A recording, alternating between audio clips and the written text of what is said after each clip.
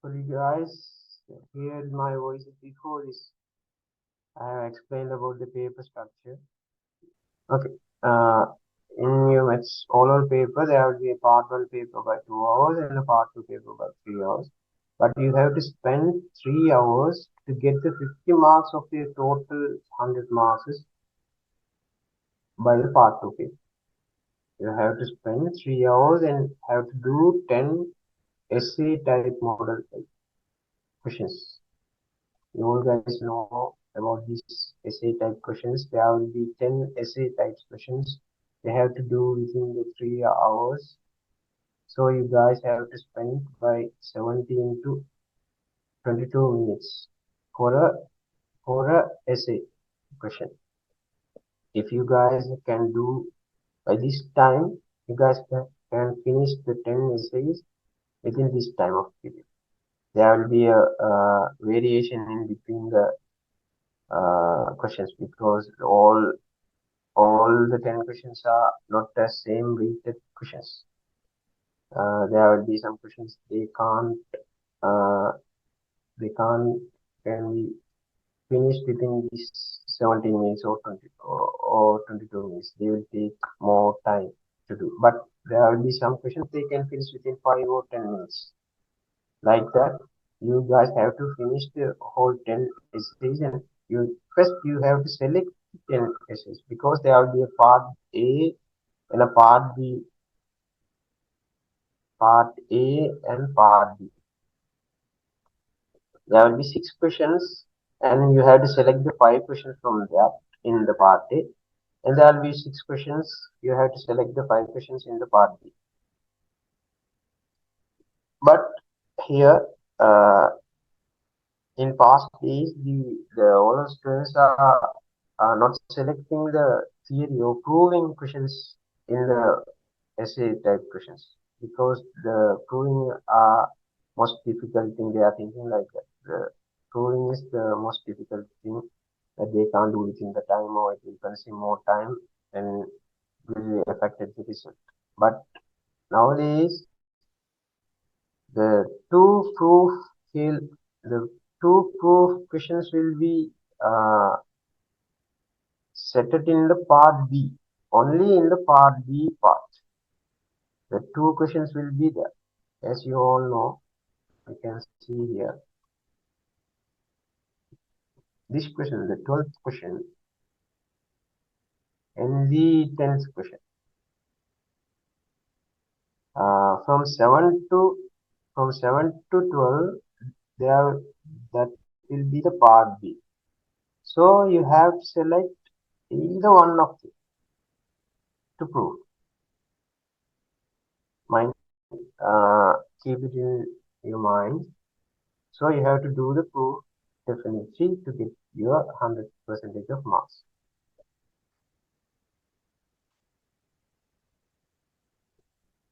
And even if you work hard and do your essays correctly, but if you don't done this part one paper to get the 50 marks, you lose the half of this paper in the 2 hours because the part two paper is set for 25 short 2 marks structured model questions and a 10 marks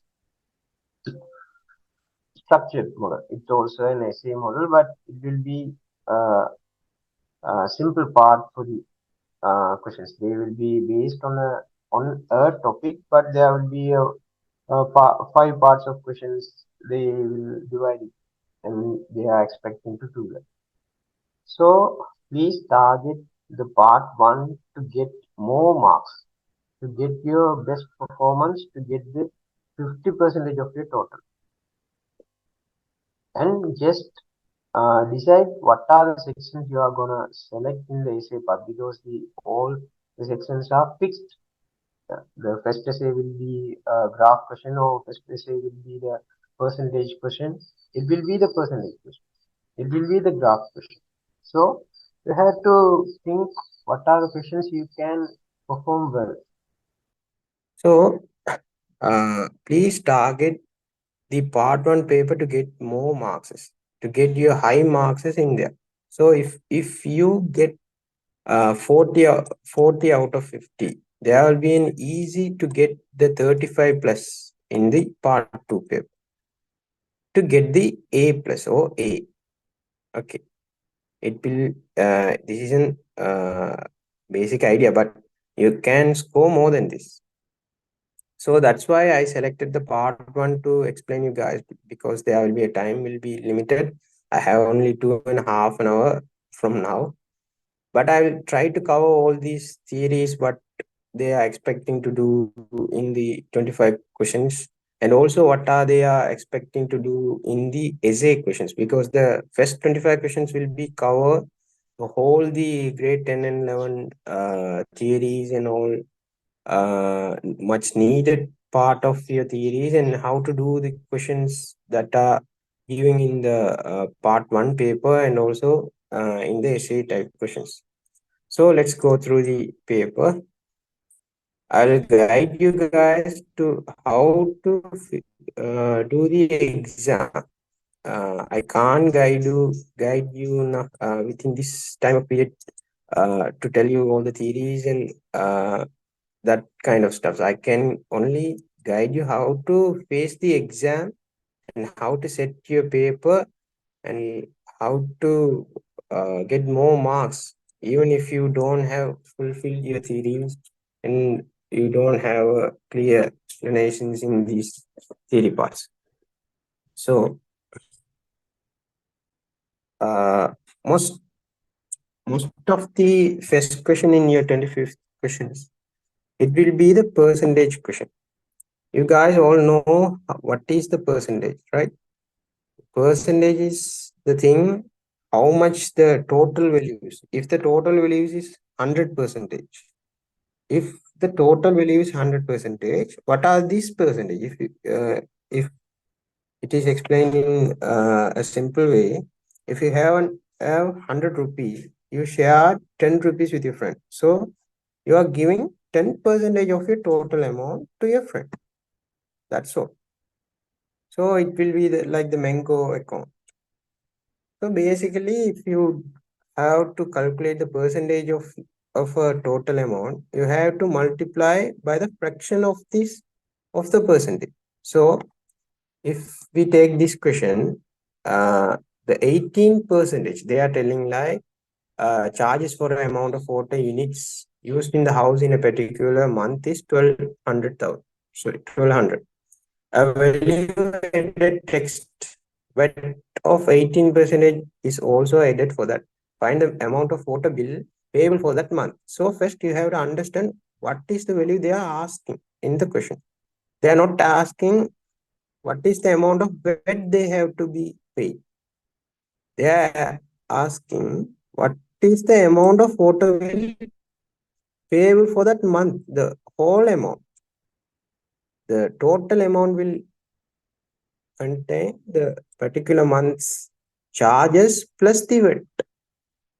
It is the basic idea. So first you have to calculate the amount and have to add in the charges amount.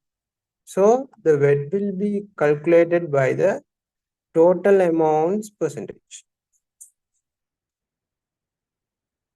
So if you want to calculate the 18 percentage of 1200, so the total amount is 1200, and to calculate the 18 percentage, you have to multiply by it by the fraction of that value. So 100 by 8. Okay. So you will get the VAT value. So what is the VAT value?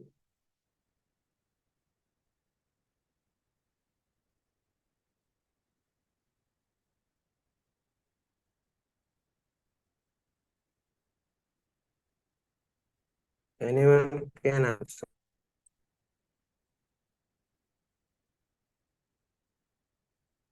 260, 18 plus 36, 260. So 260. So if we calculate the 18% of 1200, it will be 216 rupees. So the value will be added in this total amount, and the total bill amount they have to pay is 1200 plus 216. So it is totally 1416 rupees, 1416. But you can do like this, and also you can directly calculate what is the total amount they have to be paid. So to that, you have to know what is this fraction. This fraction is about the total 100% is the 1200, the 1200 rupees. And what is the 18% of this? That is the explanation for this multiplication. So if the 100% is 1200, then you are calculating the 18% and adding it to the 1200. You are taking 18% of this 1200. Can anyone understand? Yes, sir. Yeah. So the 100% is 1200, and the 18% you have to add it. So the total percentage you have to calculate, it's 118%, 100 plus 18 over, if the 100% is 1200, if the 100% is 200, what is the 118%? It will be 1460. Understood? So please try to write the answers minimum by 2 steps for the 25 questions, because they are allocating 2 marks for a single question. So they will expect you you have to write a 2 step of answers. So if we took this kind of answer, there is 2 steps. This is a step, you are calculating the wet value and adding to it. And even if we took this, they will allocate the 2 marks for the 118 and also the final values. So don't worry, you are doing the correct way and you are doing it correctly. Okay. So this is basically there will be there will be an percentage question. You can do it by yourself in by 1 minute or 2 minutes. And mind you that the 25 questions, all the 25 questions to be done within the first one hour. Or if you are doing the part B firstly, the part B total 5 questions will be done within 1 hour. You have to you have to fill the whole questions in the paper itself, and you have to hand over the paper. So you can write whatever you want to tell the paper marker who is gonna mark your paper. So what are the answers you are writing? Please write it in the paper itself. Don't use the rough. Please use the rough to calculate. If you are cutting the zeros here, sometimes they can't visible. They can't be visible to the paper corrector. He can't get the idea what is the value or what is this value. You don't need to cut here. You just put this fraction by itself, the 1200 into 18 over 100, and solve it in your rough paper and just write your answers here. Okay. So for the second question, they are asking the question just simply solve. If they are asking solve, there will be an equation. There will be an equal sign, and it will be an equation. You have to find what is the unknown value there. If we have to solve these kind of questions, we basically have the order of BODMAS. What is the BODMAS? It is used to solve if the equation contains a multiplication and also subtract and bracket and off, they contain all this stuff. What is the order we have to solve, right? So to solve this kind of equation, that is not an equation. We are solving in a BODMAS. We are just simplifying a set of elements to be in a single value. But here we have to find the value of the unknown part. Okay.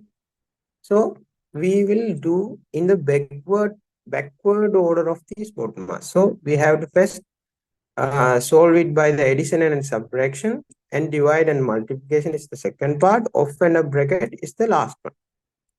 So if you guys see here, there is a subtract part and also a fraction part, right? This is a division, this is a subtraction. So you have to shift the known values in a known value section, and also you have to keep an unknown value in another part of the equation side. So this is the left hand side of this equation, and this is the right hand of this equation. So what is the hand side you need to calculate the whole thing? You have to do in the backward order. It's not a theory. It is just to give an correct idea about how to solve this. If you do this, it is a simple equation, but there can be a large amount of values in a bracket and a subbracket division in the outside of the bracket. You will confused how to solve this. So that's why I'm telling you guys, this is not a theory. This is an idea how to solve this. So first you will shift the -2. So if the 2 is subtracting here, what will it do in the another hand side part? It will be added with the number. The subtraction will be the addition. So here the balance thing is 5 over 3x. So 3 plus 2 is 5. So you have to subject change the unknown value in a equation, whatever the side you want. If we are telling this fraction will be converted in the this kind of work, you have to convert this also by this kind of work.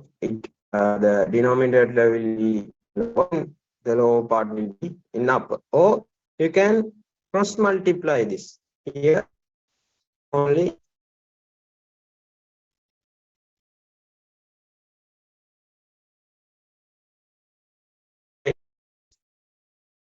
So 5, the 3x will be shifted to the another hand side part. So this is dividing, it will be going on the another hand side part, it will be multiplied. So here the 5 is equal to 5 into 3x, 5 into 3x. So the 3 into 5 is 15, and the 15 is multiplied by the x. So the 15 will shifted in another hand side part. The 15 will be divided by the the 5 will be divided by the 15. So x is equal to the 5 over 15 by 3. So the value of x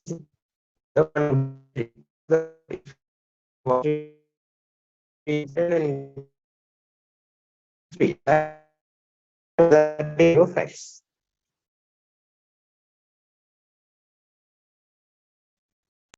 Excuse me, sir. Huh? Sir, I got the answer x is equal to 6.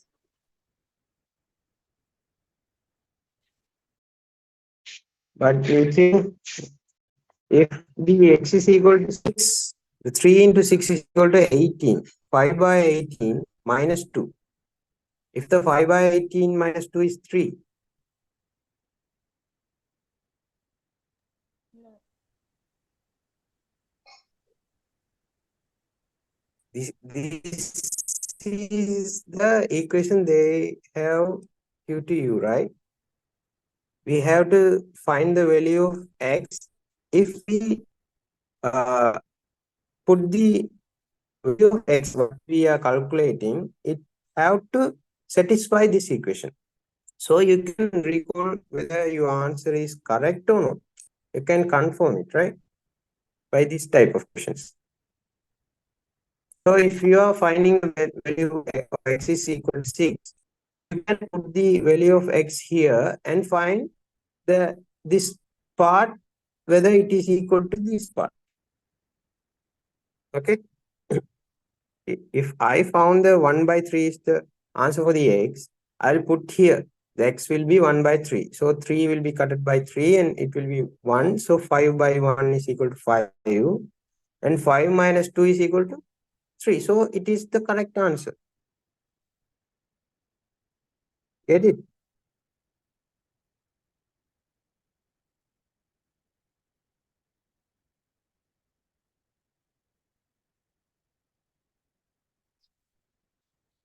Okay. Yes, I understood. Okay. Thank you. Then the third question is based on the triangle theory. It is a basic idea of the triangle theory. The total amount of the interior angles of a triangle is 180 degree, right? It is a basic thing that you have learned so far from the mathematics. What if you saw a triangle in a mathematics question, it won't without this theory, the 180 degree. So here you have to found the unknown number. An idea for this kind of questions, please mark what are the angles you are finding in this kind of sketches they are giving in the paper. Please mark the angles what you have, what are the angles you have to find. Okay, because you are giving this paper, you are writing the answer on it on this paper by itself, and you will hand over this paper to the invigilator. So they will mark the paper what you have write in the printed paper, right? So please don't try to draw the figure again and also mark it and attach the paper. Don't try to do that. Please mark your angle. So if we have to find the B, they have given in the question the 28 degree and 38 degree. We don't need to read it. And there are two triangles, right? So this is the common angle. So if you find this angle, you can easily find the B degree, because they have given that the 38 degree and this is B degree, this angle and B degree angle and 38 degree angle. The sum of these three will be the 180 degree. So you can easily find the B degree.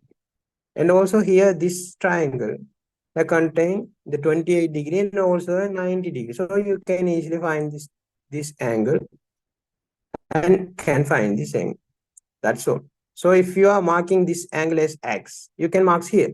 You don't need to write taking the angle ABC as X. You don't need to write it. You have to write it in only the proving type of questions in the essay, right? That's what I told before.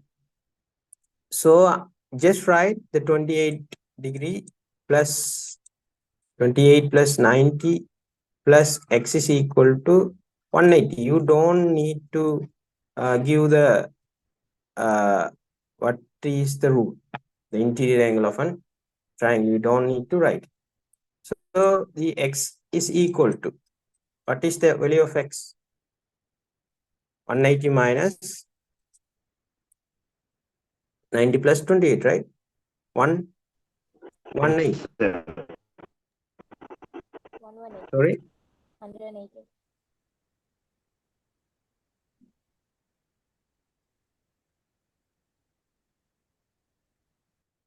So it will be the 62 degree.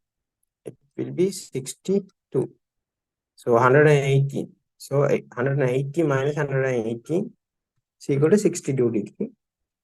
And if you have to find the B degree, the X plus B plus 38 is equal to X plus B plus 38 is equal to 180 degree, because it also a triangle. The interior total sum of these interior angle is 180 degree. And you have found that the X is equal to 68 and 62 plus 38 is equal to How much? 100, and 100 will be subtracted from the 180. So B is equal to 80 degree.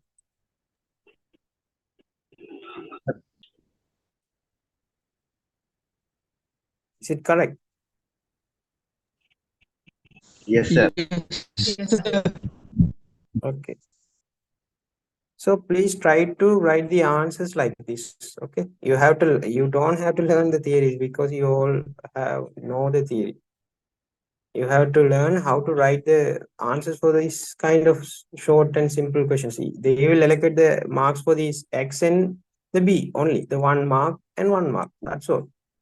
You don't need to write any explanations, or you have to write the AB, taking the ABC as X, like that stuff.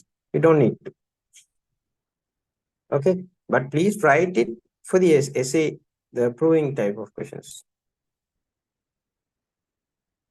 Okay, let's see the next question. A sector with angle at center is 90 degree has been cut from a cylinder lamina with radius of 21 centimeter. Find the perimeter of the sector. Take pi is equal to 22 by 7. Okay, what is a sector?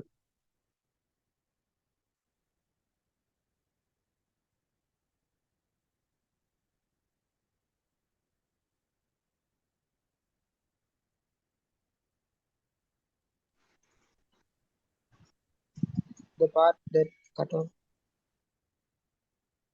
Yeah, the sector means if we take a circle is like this, a cylindrical circle. A sector means that will cut by the center. The center is the middle point of a part. We can cut it like this, right? It will be a part, this will be a part, but this is not a sector. Sector means the circle will be cutted by through its center. They will cut it by center. So a circular lamina means a total full circle. A full circle will be cutted by the 90 degree by its center, at the center. So it will be a quarter circle, right? They will cut, if this is center, they will cut by 90 degree. So this is a quarter circle. And also they are telling the radius of the circle is 21 centimeters. So this is 21. So as far you all know, they are asking about the perimeter, right? Please read the questions along with it, because if you just read it by not deeply, what are they asking? You will just finish the questions by calculating the circumference. All the students are doing this kind of thing, what they will lose the marks. So if you find the circumference, you will get 1 marks. Like that, you will lose 1, 1, 1, 1 from the 25.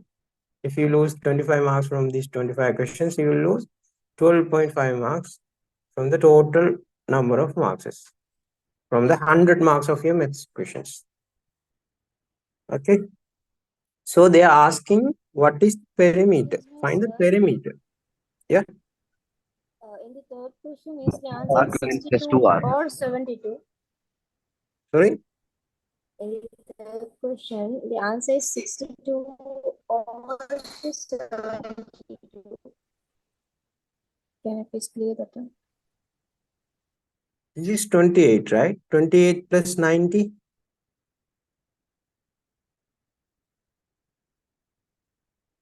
28 plus 90, 118, right?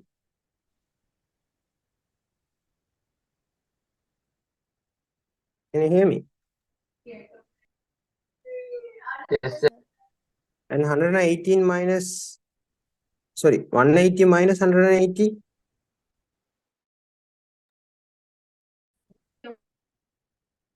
$62, right? Yes, that's it. Yeah. Okay. So they are asking find the perimeter. So you have to add the circumference and also this length and also this length, right? you have to add additional 21 plus 21 and also this circumference. So if you have to find this circumference, please draw this diagram in your paper by itself and just mark it as x. You have to find the x, and to find the perimeter, you have to add the x plus 21 plus 21, right? You don't need to write finding the circumference of the circle. Don't need to have, don't have to do that.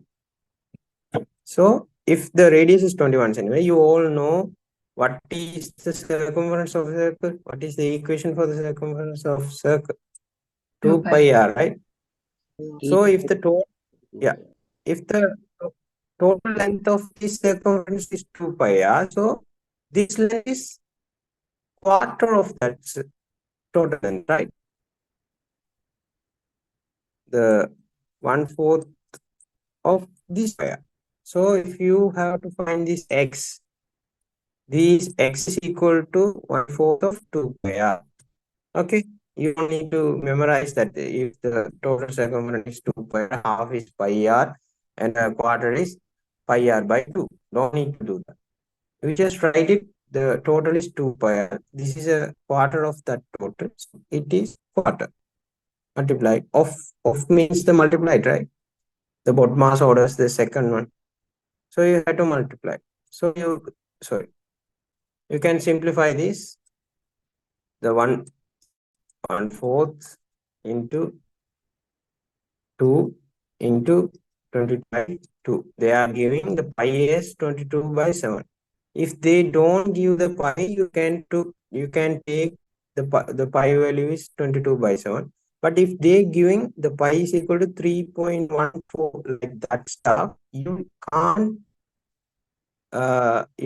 put the values for the pi as 22 by 7. They are giving you the pi's values is 3.14. So you just have to put here 3.14 and simplify this. Okay.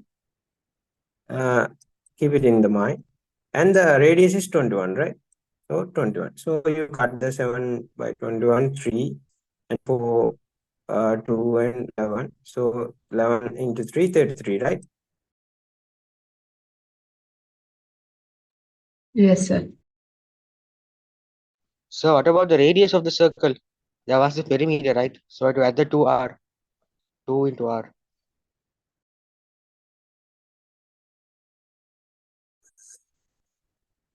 Is it correct? Have you guys got the answer? So, Yes, sir. okay. If this is 33, what is the perimeter?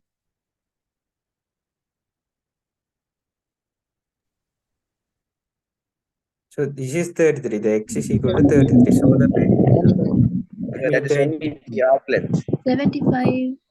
x plus 21 plus 21, right? So 21 plus 21, 42. 42 plus 75. 20, 75. 25. If they are giving you the measurement for that, they are giving the unit for this. They are giving like 21 centimeter, right? So you have to write the unit for the final answer. You don't need to write the x centimeter plus 21 centimeter plus 21 cent. Don't have to write that. You just put the unit for the final answer of yours. Okay. Here also, I have found the circumference, right? The circumference I have find is 33, and I have put it the centimeter because they will give a 1 mark for this circumference and the another marks for this perimeter finding things. So please keep it in the mind. Please put the units for the if they are giving here also, they are giving like rupees, right? So you have to put this simple, or the final answer should be the rupees 1,416. Because the answer should be what are the values you are giving it.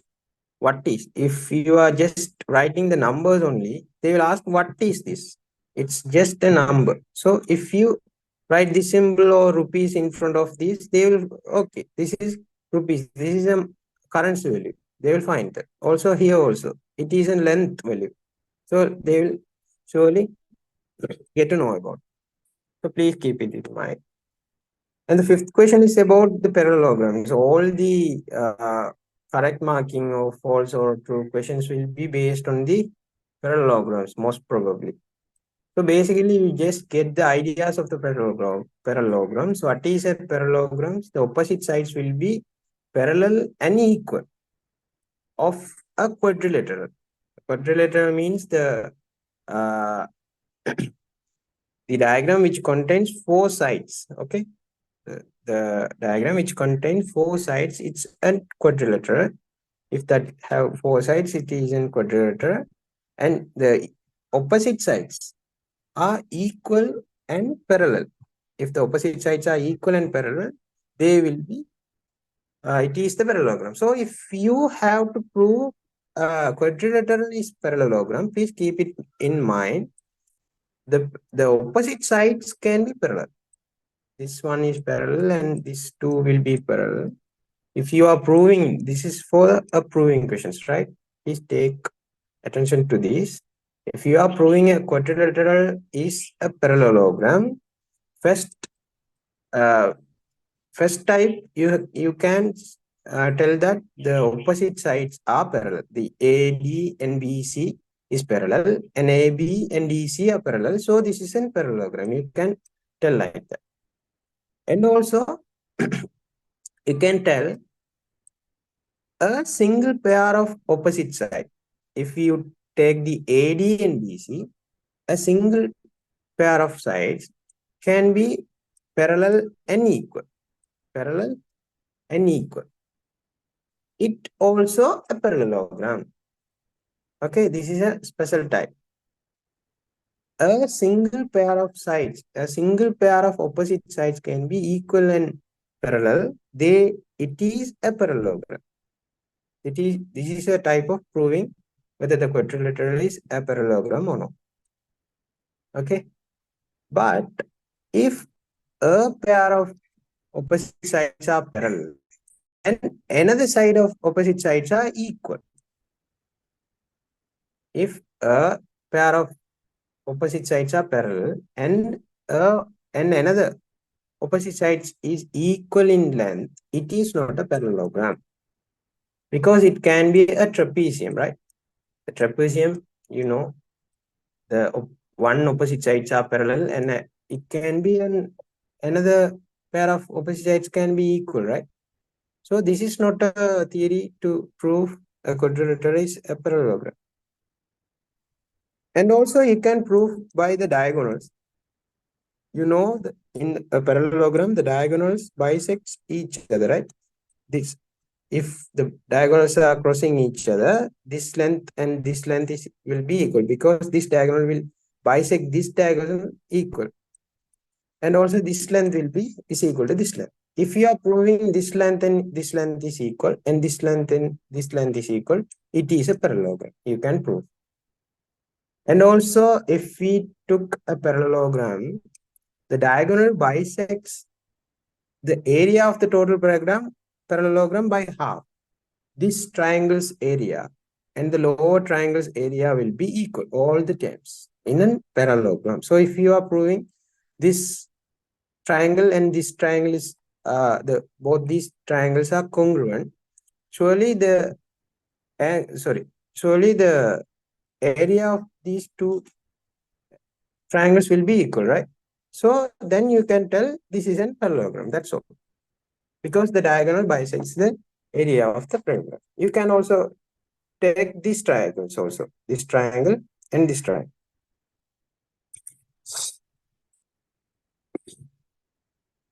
And another thing, if the opposite sides are equal, this side and this side is equal, and this side and this side is equal, can it be a parallelogram?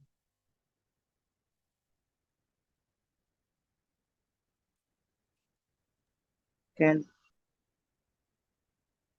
Yeah, surely it can. Because the rectangle is also a parallelogram, right? The rectangle is also a parallelogram because the opposite sides are parallel and equal, right? This is parallel and equal. So a special type of parallelogram is a rectangle. That's all. This angle will be 90 degree. That is the special thing about this rectangle. And also if you take the square, the square contain equal four sides, right? But the opposite sides also a parallel thing. So here also the opposite sides are parallel and equal. So this is also a parallelogram. Okay. Then you have to know that here in the rectangle and the square, only in the rectangle and the square, the diagonals, this diagonal and this diagonals are equal. Here also, in the square also, this diagonal and this diagonal are equal in length. Did you guys get that? It is an important thing, right? The rectangle is also a parallelogram and square is also a parallelogram. In the rectangle and the square, only the diagonals are equal in length. If they are slanted, the slanted things, you can see the ADCB is a parallelogram, but it is slanted. Slanted things won't be, the diagonals will be equal in any of the time. There will be only in the rectangle and the square will be equal in the length of its diagonal. And another thing, if you took rhombus, what is a rhombus?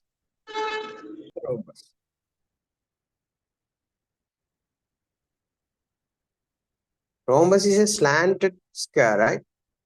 All the opposite sides will be equal. Sorry, all the four sides will be equal in parallel. All sides will be equal. These all will be equal, but it will be slant. The opposite side will be only parallel. This will be parallel. This is also a parallelogram, but here in a rhombus, the special thing is the diagonals will intersect by 90 degree. This will be 90 degree. This will be 90 degree. This will be 90. This will be 90. Only in the rhombus.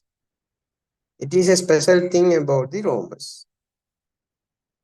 Did you guys get the idea of the parallelograms? I have explained so far what are the needed things that you have to know about the parallelogram to prove or to tick the marks whether it is correct or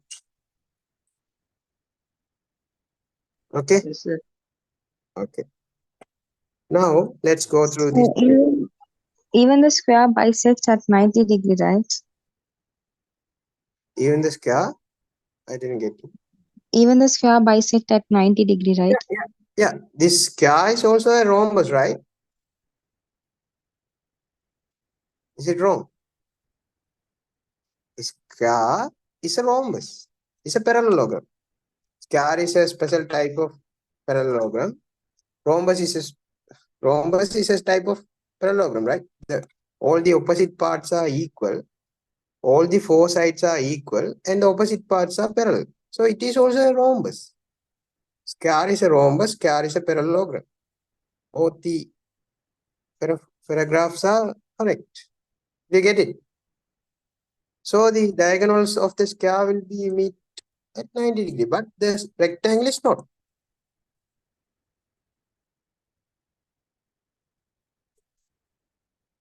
Get it? Yes.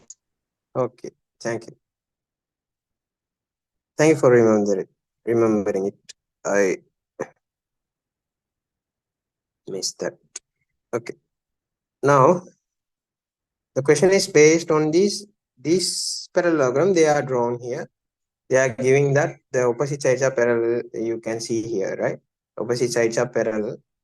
And in the question, please read that ABCD is a parallelogram. They already told that it is a parallelogram. You don't need to prove that. So this is a parallelogram. You have to think. And if it is correct, mark correct mark. And if it is incorrect, marks X in the box of incorrect. Okay. Now you all know this is a parallelogram. So you know this length and this length is equal, and this length and this length are equal. And also, you know, the parallelograms diagonals are bisects each other. So this length and this length will be equal, and this length and this length will be equal in length. Okay. And also, you know, I have told that the ABD triangle, the area of the ABD triangle and BCD triangle are equal, right? Because the diagonals will be bisect the area of the total parallelogram by half.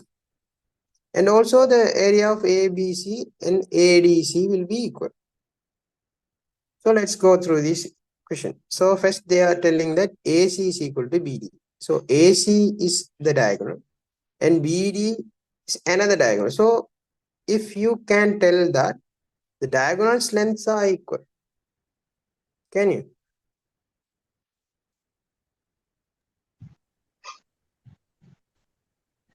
Can't do.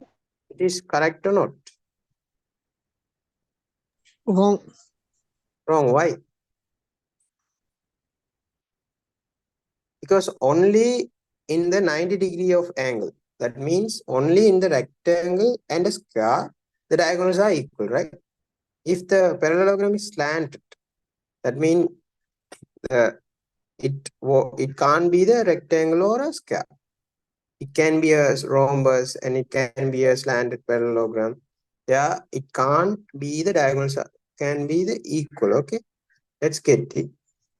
And also they are telling the second part AB is equal to CD. The AB is equal to CD.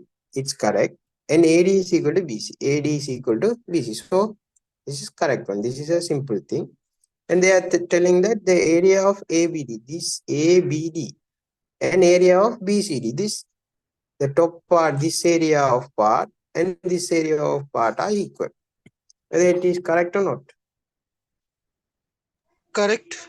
Yes, it is a correct statement. So if you mark these three correctly, they will give you 2 marks. If you mark one of these wrongly, they will just give you 1 marks. That's all. If you mark 3 of these correctly, they will give 2 marks. If you mark 1 of it or 2 of it correctly, they will give just 1 marks. If you mark 3 of them are wrong, they will give 0 marks. Get that? So please try to mark correctly to all these 3 parts. Okay. If they are giving only 2, they will allocate 1 for each. So you don't need to worry about that.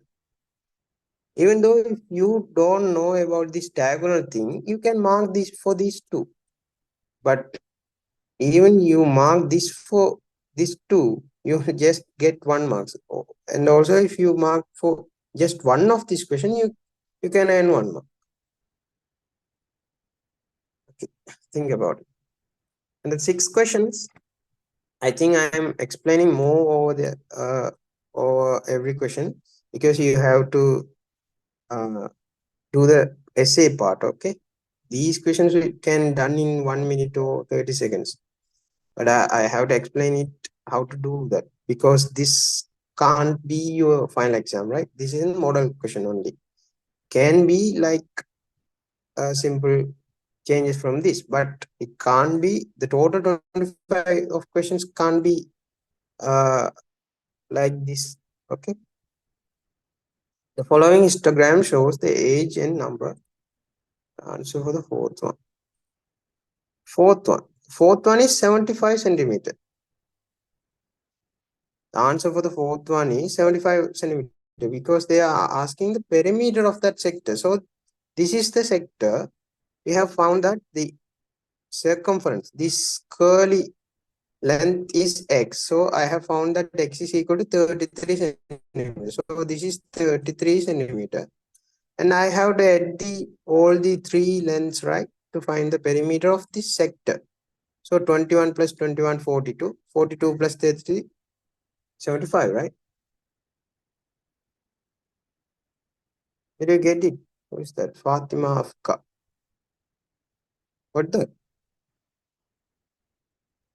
Yes, sir. The third question is, you see here, there are two triangles, right? Just they are giving like, this is 38 degree and this is 28 degree and this is B degree and this is 90 degree. They have shown in the figure. You don't need to read it again and just go through this diagram. And you have to see that whether there are any additional data they are giving in this paragraph more than in this diagram. Okay, just do it like this. So you have to find the B angle, this angle. So if you have to find this angle, you just know that the sum of the interior angles of a triangle is 180 degree, right? So if you have to find the B degree, the B angle is only in the ABC triangle, right? So you have to know this angle to find this angle. And also this angle is common for both these triangles, ABC and also BDF. So here in the BDF triangle, they have given that this is 28 degree and this is 90 degree. So they have given you two angles of a triangle, and you can easily find the third angle, right? Because all the three angles, sum of the three angles are 180 degree, you know. So I am taking this as X. You can mark the X in your figure because you are handing over the paper by itself. Okay, you are writing the answers for the first question, part 1 questions on itself, the paper itself. All the 25 questions will be written in that paper, and also the 5 structured model questions will be written on that paper. They will collect your papers only, not the answer sheet. Okay, please keep it in your mind. But if you are writing the answers for the essay questions, they will get only the answer booklet. They will give you a booklet. You have to write the answers on the booklet. If you want more papers than the booklets count, you can add additional papers. And also if you are doing rough markings things or rough calculation, you can add that paper also to it. But don't draw any angles or what are the assumptions you are taking on the part 2 paper itself, because you will take that paper to your home. You will not handle it, because if you draw, some people do that, they will draw some assumptions on that paper and write the answers only. They don't mention that we are taking the ABC as X. You have to write that because they have to know. Or you can do like that, what they in the essay question type of paper, they will give you a diagram, right? You can redraw the diagram in your answer booklet and you can mark it. Okay, please don't lose your marks by mistakes. If you are losing marks, please make sure that you don't study on that part. Don't lose marks on how to earn, or you have learned a lot, you can do that questions. Don't lose any of marks. If they are giving 30 marks for that question, please take the total 30 for that. That's the problem. Okay, now I have told that please mark it as X. So here the interior angle sum of the ABC triangle is B plus X. Sorry, interior sum of angle of the BFD triangle is this 28 degree plus 90 degree plus X. Here this 28 plus 90 plus X. So I can find the 28 plus 90, 118. So 118 will be shifted to the next part of this equation, and X will be here. So X is equal to 118 minus 180 minus 190. 180. So I have found that this X angle, so this X angle is 62 degree, but they don't ask this question. They have asked that this B angle. So I have to find this B. So in the triangle ABC, the total number of the sum of these interior angles will be X plus B plus 38 degree. So X plus B plus 38 is equal to 180. And you have already calculated the value of X. It is 62. So 62 plus B is equal to 100. and I took the 100 for the equation, it will be subtracted. 180 minus 100 is equal to 80 degrees. So the B degree is equal to 80 degree. Okay. Okay, thank you. You have put the okay earlier, right? I think you have got that. Okay. So here the sixth question is based on a histogram. Following histogram shows the age and number of patients who visited a medical clinic on a given day. So this is the age of a set of age, the 0 to 10, 10 to 20, 20 to 30. So here you have to know what this 0 to 10 means. They have given you what is this 20 to 30 means. The 20 to 30 is 18, right? You can see here. The 30 to 40 is 12. The 40 to 50 is 0. And 0 to 10 is 6. 10 to 20 is 6. But the question is, if their age is 10, exactly 10, whether they will include it in here or here. That is problem in the serial histogram.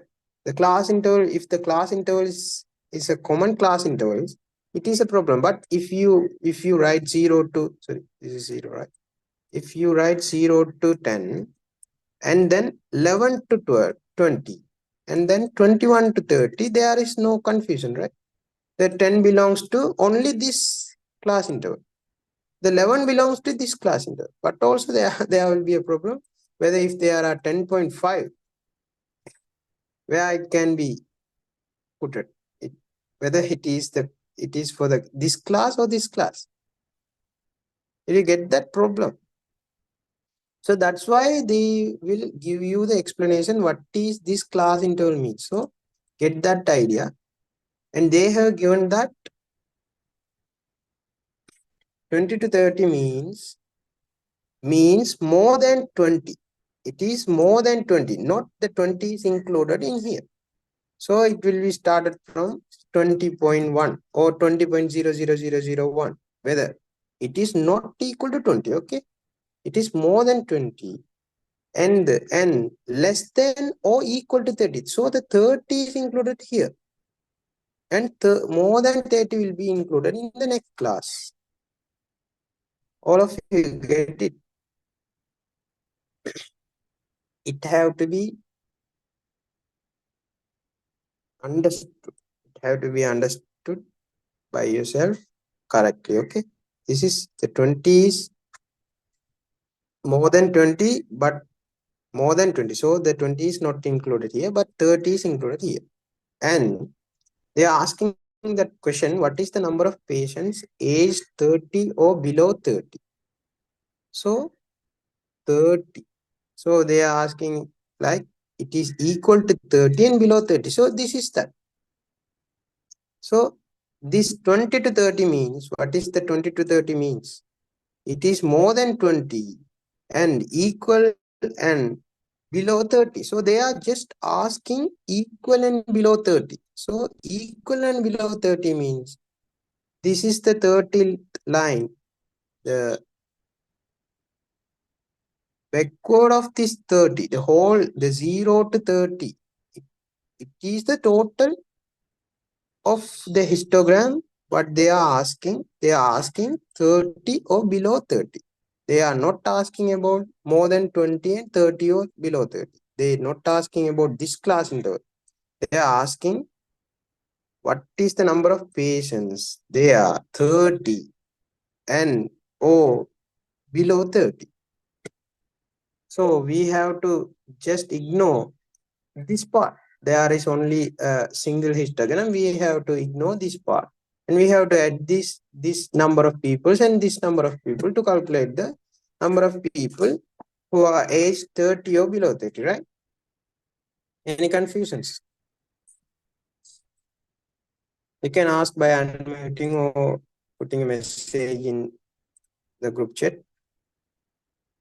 Okay, now you have to calculate that the total number of patients, because here these are two classes, right? 0 to 10 are 6 number of count, and 30 to 20 are another 6 number of count. So so this is 6 plus 6, and also the 20 to 30 is 18. So 6 plus 18 is equal to 30. So the total number is 30. So you have to write that 6 plus 18 is equal to 30 patients. Any doubts here? No, sir. Okay, Can you explain it again? I have to explain it again. Okay. Here you read it. If they are giving the class interval is 20 to 30, that means the age of 20 is not belongs to this class interval. Okay. But the 30, if a man is aged by 30 years, he will include it in this class. You get that?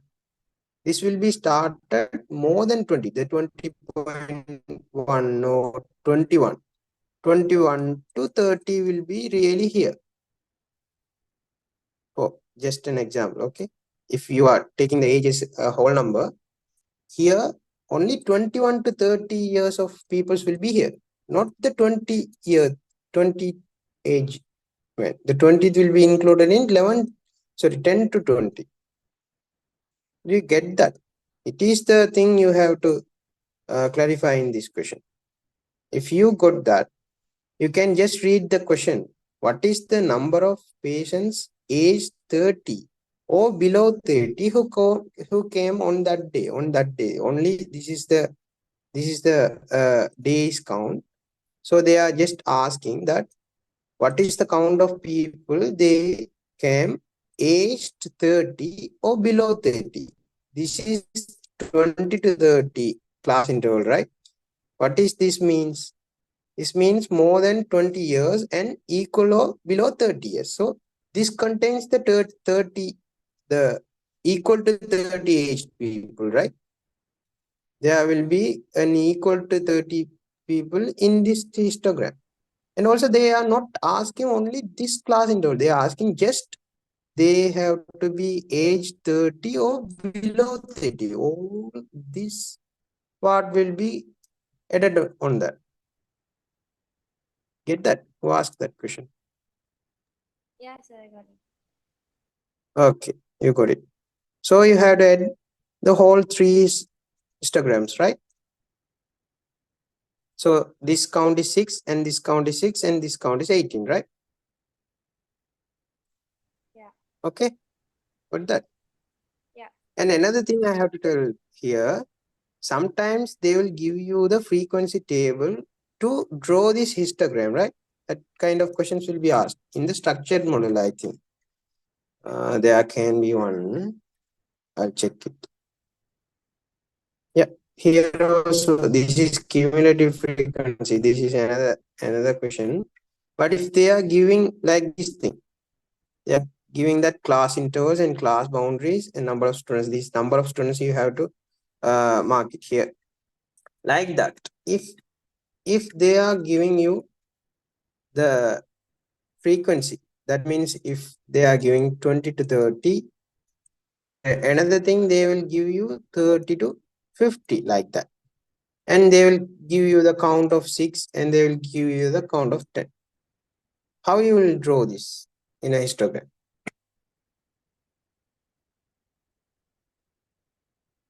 Here you have to get the equal of class intervals, right? Please make sure that the class intervals are equal. What is this class interval for this 20 to 30? It is 10, right? But what is the range? Sorry, range of the 30 to 50. It is 20.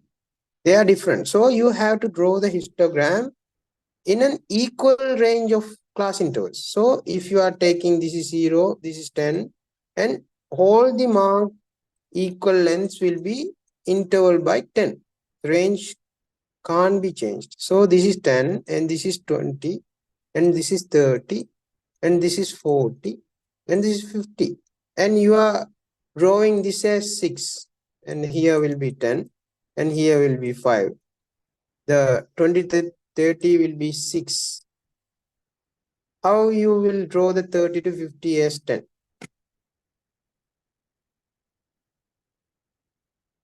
There are two intervals, right?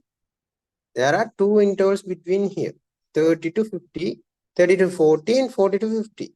So you have to divide the values of frequencies by 2, because there are two intervals. Here also they have given that 0 to 20, the count of 0 to 20 is equal to 12. That's why they have divided the 0 to 10 and 10 to 20. So there will be two histograms. So they divided the total amount by 2 and drawn like this. So you have to divide the 10 by 2. So it is 5. So you have to draw the histogram by 30 to 50 by 5. So this total is, what is this total number of people? It is 10, right? So 30 to 50 is 10. Got that idea?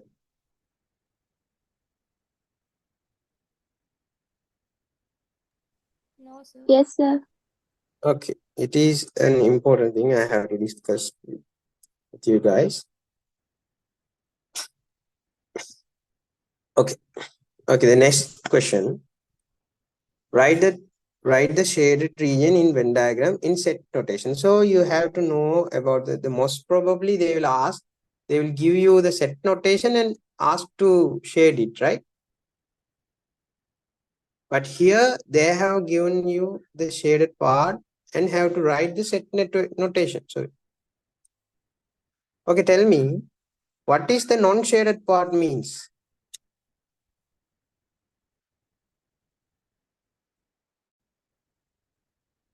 This structure of like a moon, this moon-like structure.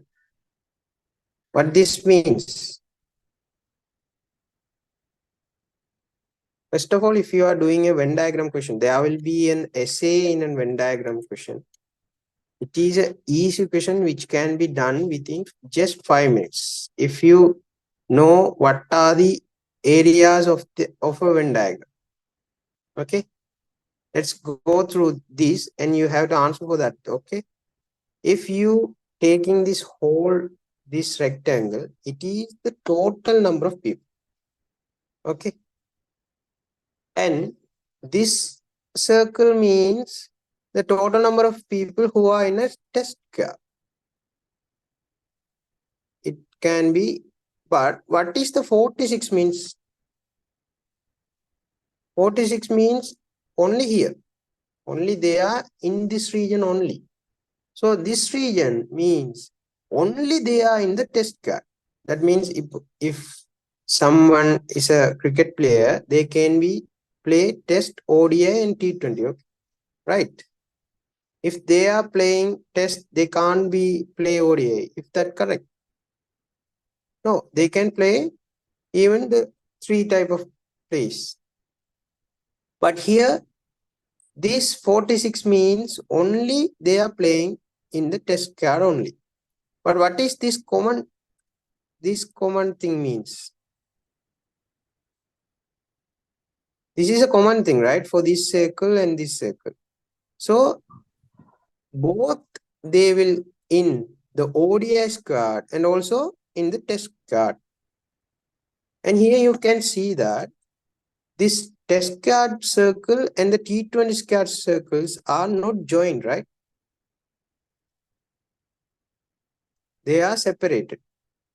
So there is no any common areas for these two circles. So it means no anyone is playing test card can't be play the T20 card. They will not in the T20 card. If they are playing T20, they can't play test. Okay, got that. But the T20 card circle is in the ODS card circle, right? So all the players who are playing in the T20 card will be played in the ODS card. Is it wrong? No, sir. No, it's correct, right? All the players who are, if you are writing here 5, the 5 is belongs to the ODI squad also, right? That's what I mean. The players who are playing T20, they will definitely play the ODI squad. But if they are playing ODI squad, ODI in the ODI squad, can you confirm that he is playing in the T20 squad? No, because he can play in the T20 squad and also he can only play the ODI squad, right? This part is the part which means they are playing only in the ODI squad. Got that? And also, this is also the part of an ODI squad, right? This is who are the players who are playing in the ODI squad and also in the test squad. So if you are putting a number on this circle, if this is 30, all these part, these part and these part and these part, the total of these 3 parts will be 30. So the total number of players who are playing ODS, playing in the ODS squad will be 30. You guys got that? Yes, sir. Okay. This is the explanation of a Venn diagram, right? You have to know what are the regions means. If you know that what are the regions means, you can easily put the numbers on the, please copy the Venn diagram to your booklet first. If you are doing the Venn diagram is the most easiest question in the essay part. So please copy the Venn diagram to your answer booklet and just write down the count, write down the numbers of players. This is for this question. Write down the what is the amount of things they are giving. If you are writing the numbers on the lines, they means the total of the parts in this line will be counted as 30. That is the mean. If they are telling the players only playing the test card is 46, you have to write it in the circle, right? In the area. But if you are writing the 50 as on the circle, it means the total number of players who are playing test card. They can play even the ODI or they can play even the T20. They will play test card. It is the total number of 50.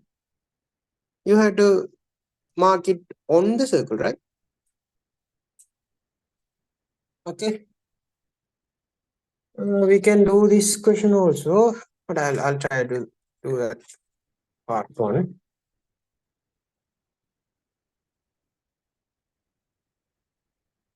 So can you do geometry question? Okay, here. Sorry.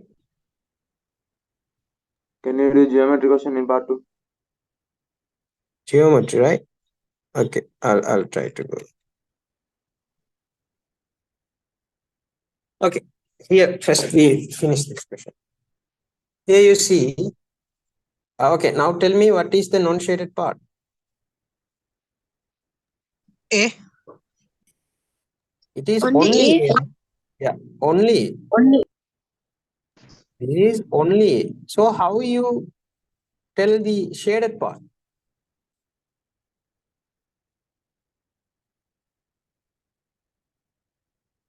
A complement union A B. complement. Yeah, this is A complement. That means this is A only complement, right? This non-shaded part is A, so the shaded part is A only complement. So how you write the A complement? First, how you write the A only?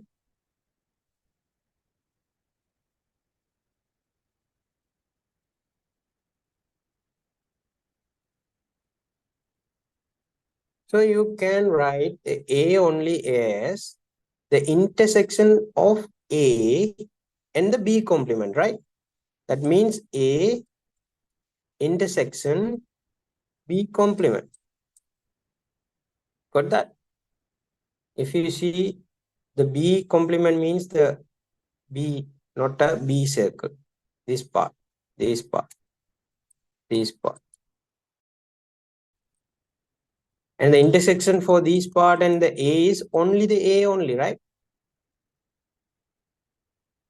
So I have written the answer for the non-shaded part. So this is the A only, and the shaded part is the A only is complement. Okay. Got that? Yes, Any sir. doubt?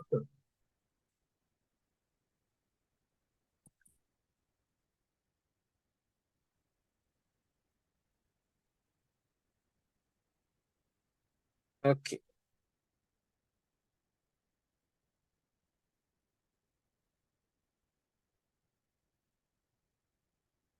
It's 10:42, right? Sir, what time class will be over? Yeah, I'll plan to take it till 12.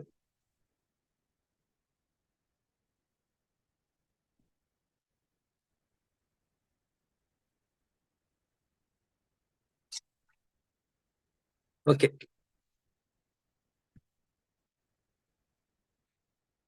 I think I'm giving you guys the ideas to do the essay part questions, but also I have to cover that, right?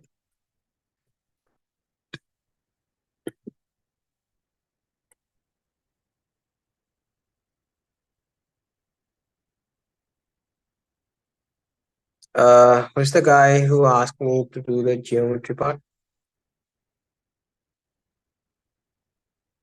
I'm sir. Yep.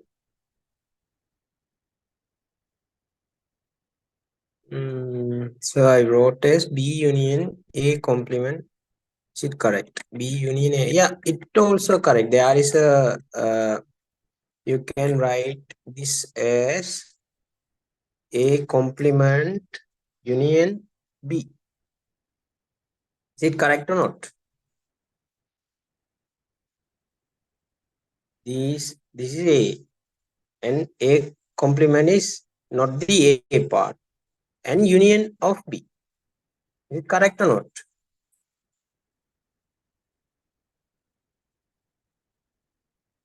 It's also correct, right? There are a lot of writing models for a Venn diagram. There will be, but this is the shorter thing. But if you write this also a correct thing. Okay, not only this answer is correct, because there is a equation that I don't think so. It is in the overall theory. If the complement is common, you can give the complements for each of the elements in the bracket and change the symbol of the middle part. If this is intersection, you have to change it as union. That is a theory that I think you don't have in your O-levels, right?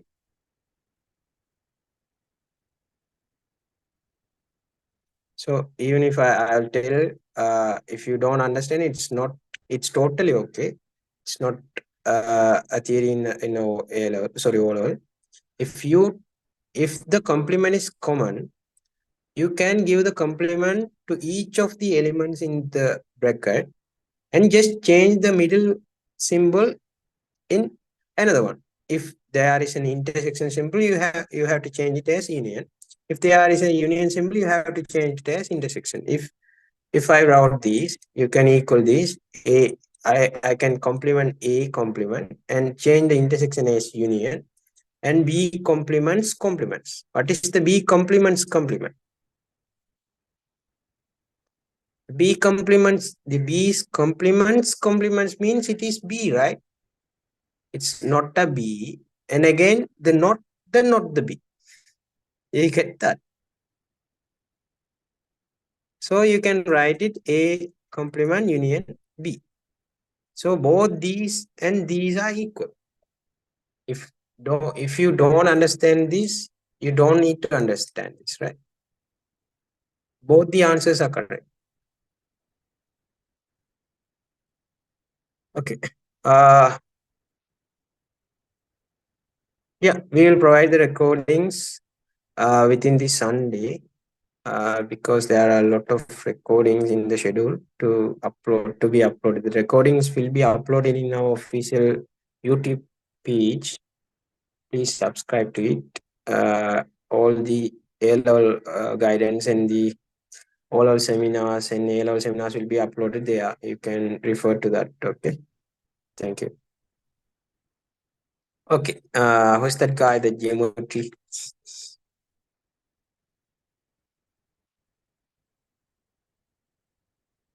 Hello. Sir, Okay. What is the number of question I have to do for you? part 2. Part 2. Fourth one, right? This part.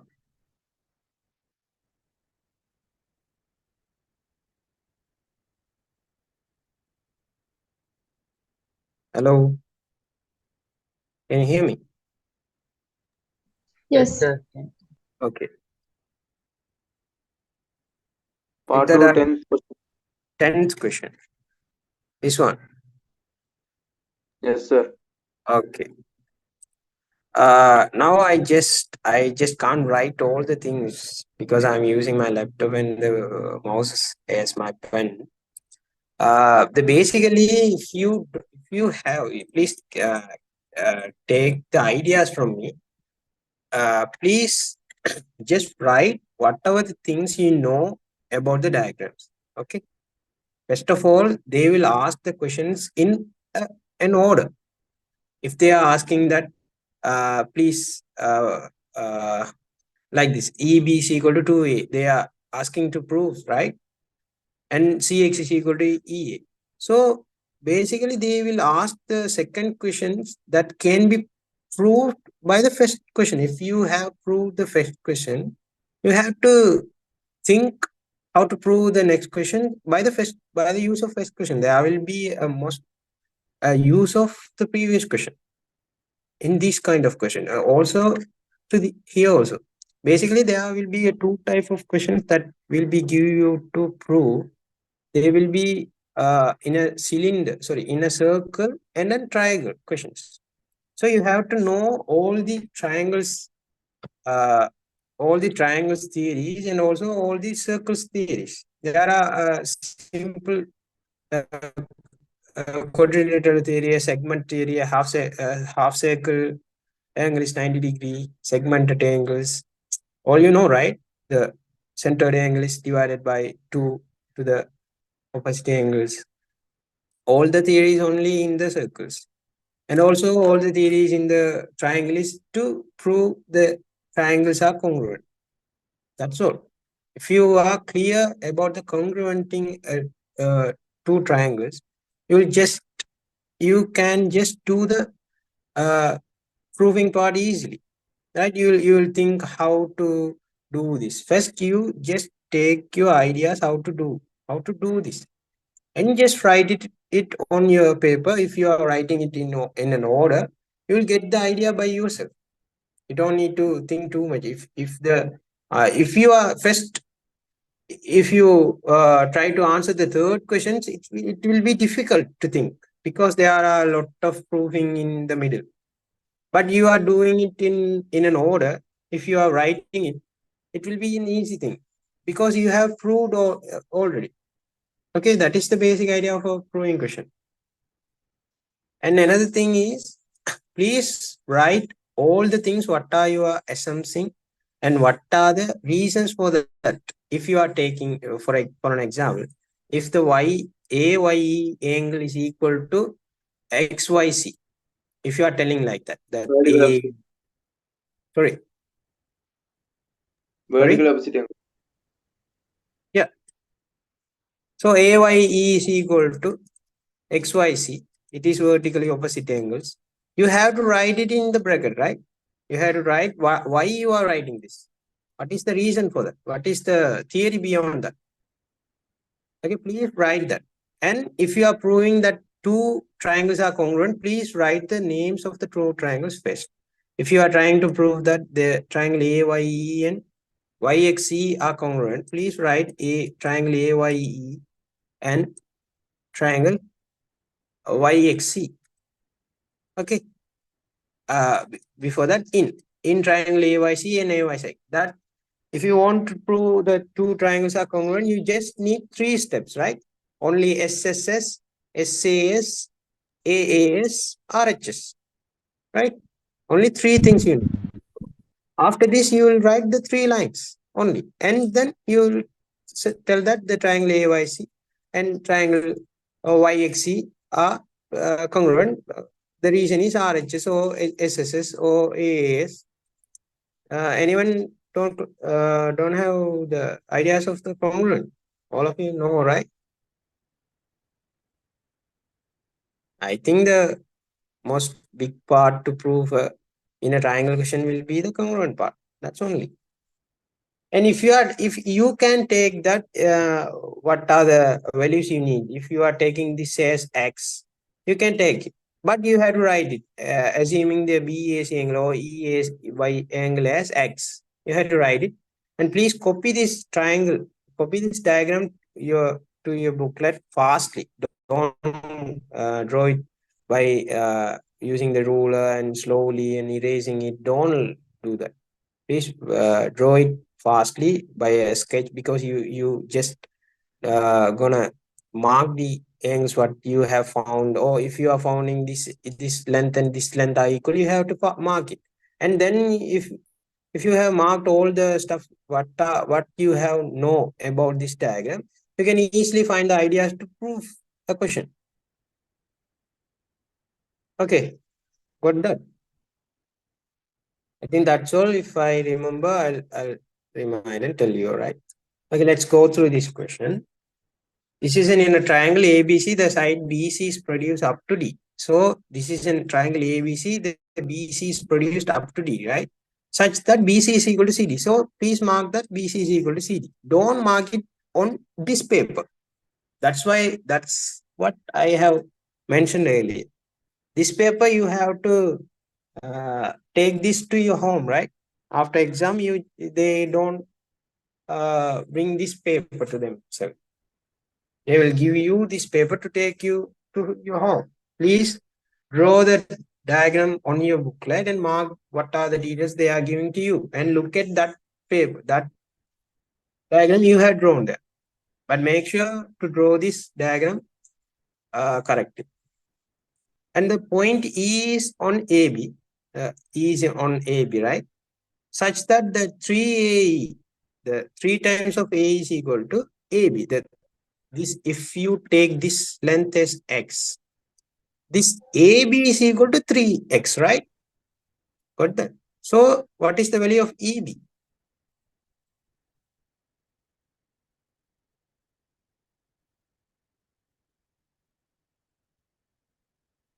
Sir, can you explain again? No, sir. Sorry? Okay. Here you see the point E is on AB, right? The E is on AB. Can I okay. Now you can see, right? Yes, sir. The E is on AB, and they are telling that the 3AE is equal to AB. Okay. They have given this data to you. So I have took that AE is equal to X. Okay. Then I am asking you, what is the length of EB?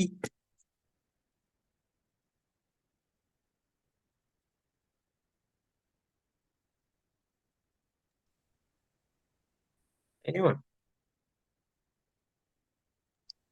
2x.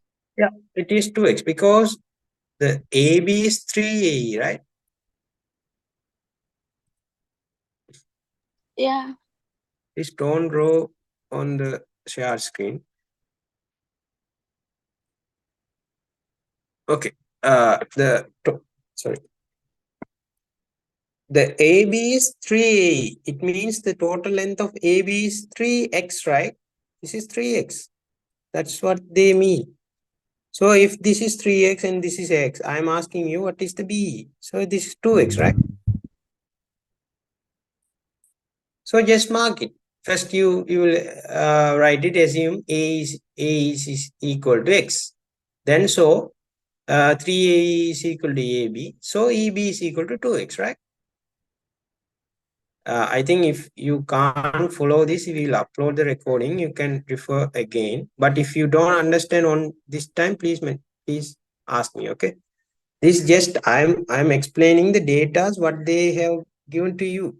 That only. I don't have told you how to prove this. Okay.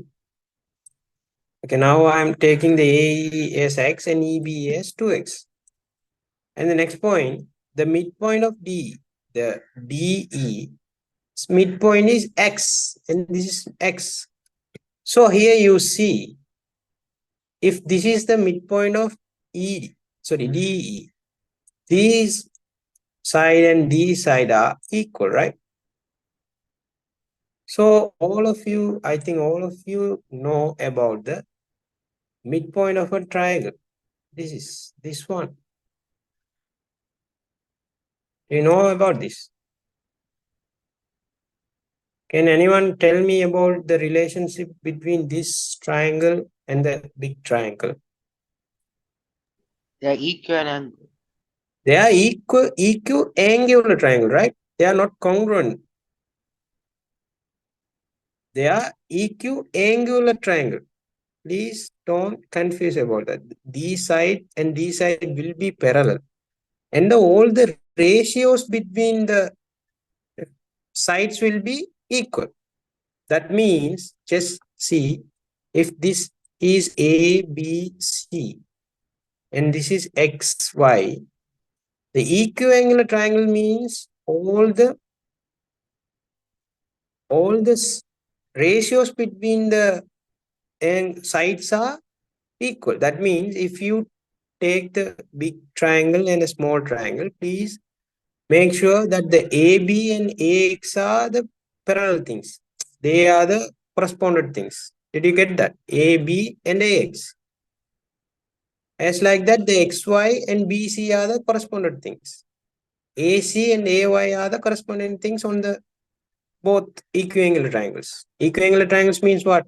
All the three angles will be equal. These and these are equal.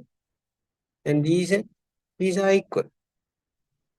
They are not congruent, right? The sides are not equal. The angles will be only equal. So the ratios between the sides will be equal. So if I took the small triangle as the first one, the top one. So I'm writing the sides AX and XY and AY, right? So I'm writing they are on top. If I took the small triangle as they have to be in top, I'm writing the sides of the small triangle in the top. And for the lower part, you have to write the corresponding side of the big triangle. So for AX, what is the corresponding side for the big triangle? It is AB, right? You have any doubt on that? No. Yeah, it is AB. So for AX, it is AB. For XY, it is BC, right? It is BC. And AY, it is AC. This can be applicable for any of the equiangular triangle. Okay. And another thing, if the both sides are equal, they don't have to be equal. They can be, the two triangles can be like this. Okay, this is parallel to this. That's only needed. This bottom of the small triangle and the bottom of the big triangle are parallel. That's enough to prove that both these two triangles are equiangle. Okay, this angle and this angle are equal. Why? Because they both are corresponding angles, right? And this angle and this angle are equal. Why? They both are corresponding angles and this angle is common angle. Any doubts on this? I'm just revising your theory. So now For this, go to the question, sir. okay, sorry. Sir, it's Explain, converse sir. of the midpoint theorem, right? Yeah. This is converse of the midpoint. The midpoint theorem have been arrived from this. Okay. You don't know. I think you don't. I think the equiangular triangular theorem, if is there anything called equiangular triangular theorem? No, right?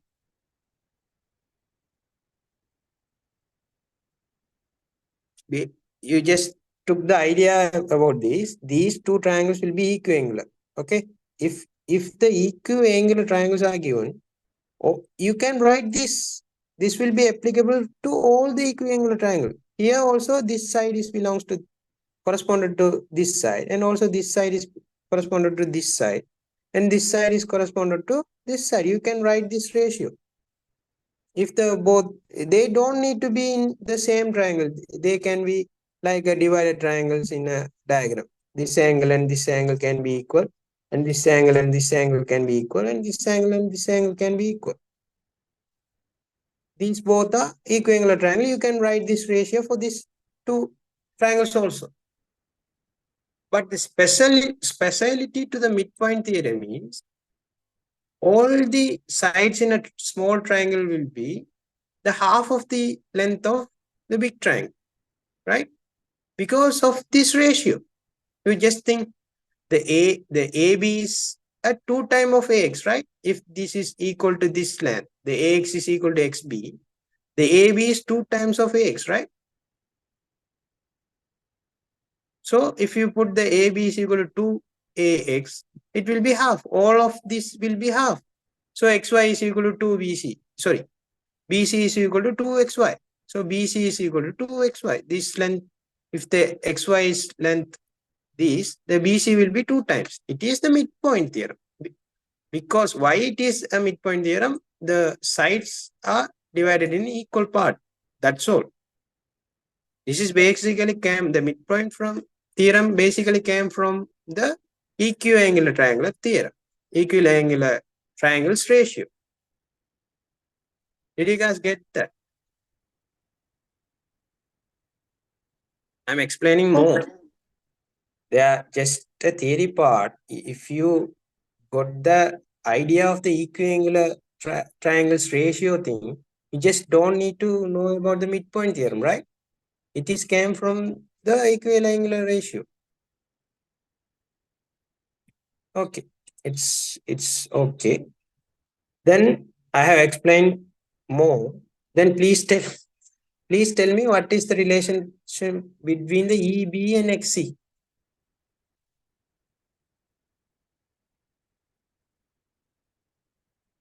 B is twice C.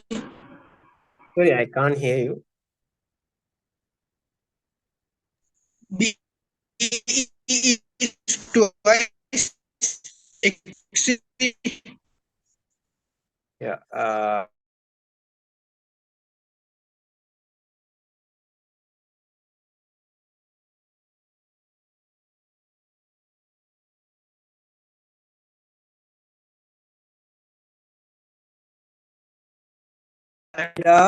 Bisected, right? So this side and this side will be parallel because of the midpoint theorem of the triangle. If you are trying to write EB, that will be needed in the proving part, I think. EB parallel to XC. Just write it as midpoint theorem of the triangle. That's all. Okay. And also the side EB, both are midpoint, right? So the sides of the small triangle will be half of the big triangle. So if the side of EB is equal to 2x, what is the length of XC? X. X. It is X. So you see, I don't go to this question. Have I? But I have answered from only this data to that question. Just see. They are asking EB is equal to 2A. I'm taking A is equal to X, and I just got the EBS 2X. So they are asking it to prove first. But I have wrote it by this data only. I just don't have write it as this is 3X. I just don't mess up this. So I just wrote it this as X. So the total is 3X, whether if this is 2X, right? I have answered. And now you see the second part, what is the question? Cx is equal to Ea, right? So this is Cx and this is Ea. So this is X, this is also X. I have answered this also. But even not reading this part, I just read only by this part. Only this. It is the basic idea. You have to mark all the details what they are giving and what you guys know about that. If they are giving the bit, they are bisecting the lengths and they are bisecting that length. You know the midpoint theory. So this will be these two parallel and the sides, the length will be half of that length. Got it?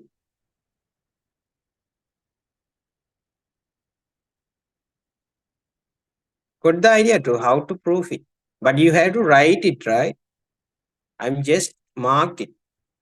What are the marks I have marked here? You have to write it one by one. So here you have to write it. I'm assuming that A is equal to X. And so EB is equal to 2X. Or you can write it AB is equal to 3X. So AB is equal to AE plus EB.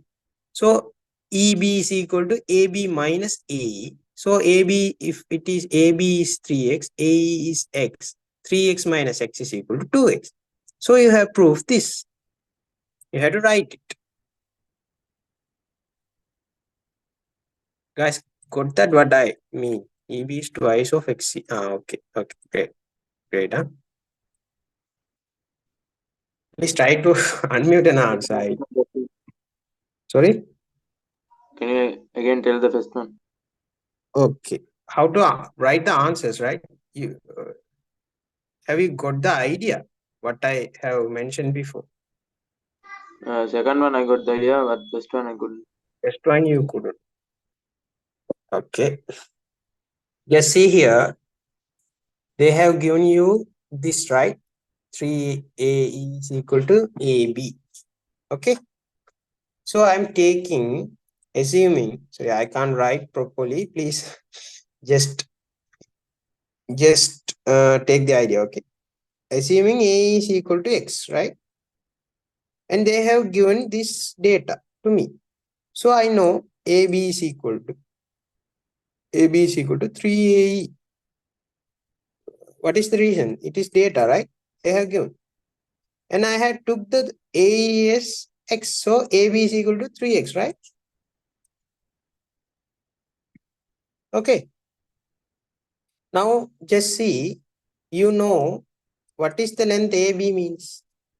The AB means AE plus EB, right? The total length of AB means the AE, this part plus this part, right? Okay, got that, Malla? Yes, sir. Yeah. Okay, AE plus AB. So you now you know the value of AE here, the AE, and the value of AB, right? So can't you find the length of EB? You can. So EB is equal to what is? AB minus AE, right? So AB means 3x minus A is X. Now what is the value of EB? 2x. So you can now write what? For X, what you took for the X? AE, right? You assume that AE is equal to X. So I can rewrite the X as AE also. So I have mentioned that EB is equal to 2x. EB is equal to 2x and 2 into AE. You can write. So they asked the first question. What is the first question? Sorry. They asked to prove this. I have proved that. What that? I just don't have. Yeah, first I don't have read this right. I just read the data they are given and discussing with you guys and denoted all the data what they have been given to you and just discussed with you. Even if I just have read it by this point, right? But I have answered the both questions. All of you got it? Yes, sir. Yeah, it is the maths. Just get familiar with all the theories, what they means, how you know about the midpoint or the congruence of what there no any congruence have been done within the both two questions, right? But the thing is, I have wrote it right here. The thing you have to write, you have to know how to write it, how to write it. That's only. You will have the idea. You can't write it straightly to 2x, right? You have to mention that AB is equal to A plus EB. And EB is equal to AB minus AB, A, the subject change thing. You have to write it. That's the thing. There will be a lot of steps you have to write. That's why it took time. But the idea facing time will be smaller. But if you thinking to get the idea, if you don't get the idea on that spot, please don't do the proving question firstly. Please do what are the questions you can do fastly and correctly in previous, in first. Okay. Then please do the what are the questions you took more time to do. Like that question, please do it in last time.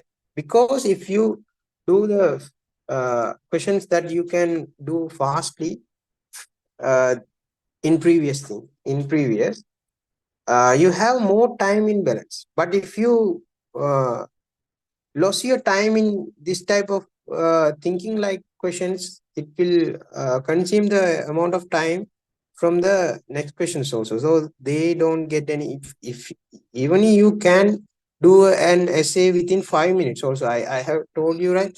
The Venn diagram questions can be done in 5 minutes, just 5 minutes. That's enough. But if you have only 5 minutes left and an essay to be done, you will scared, right? You don't think your mind will don't if you see this diagram, oh my god, wow, so many questions to do within 5 minutes, you will think. But if you start this firstly, you will done in 5 minutes. Oh, I have done this in 5 minutes, right? You will get a positive thing. So do the questions in that kind of order. So make your order by yourself, right? Even everyone is unique, right? Someone can do the proving part fastly. I can do the proving part fastly, even more than the some this kind of questions or this kind of questions, because this kind of questions need some logarithmic ideas. So it took time. Okay, I'll discuss this. And now let's see. All of you got the second idea. It is only the midpoint theory, right? Cx is equal to E.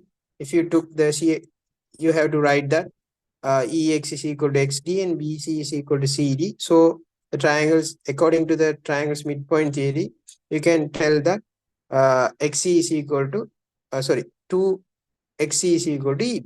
The EB is equal to 2XC.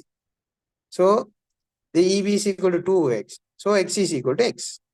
So you will write A is equal to XC because both are X, right? So that's all. Any doubts on that? No, sir.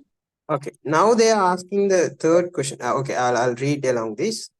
And the next thing, ED and AC are intersect at the point Y. The ED and AC are intersecting at point Y. Okay, they have mentioned it in the figure.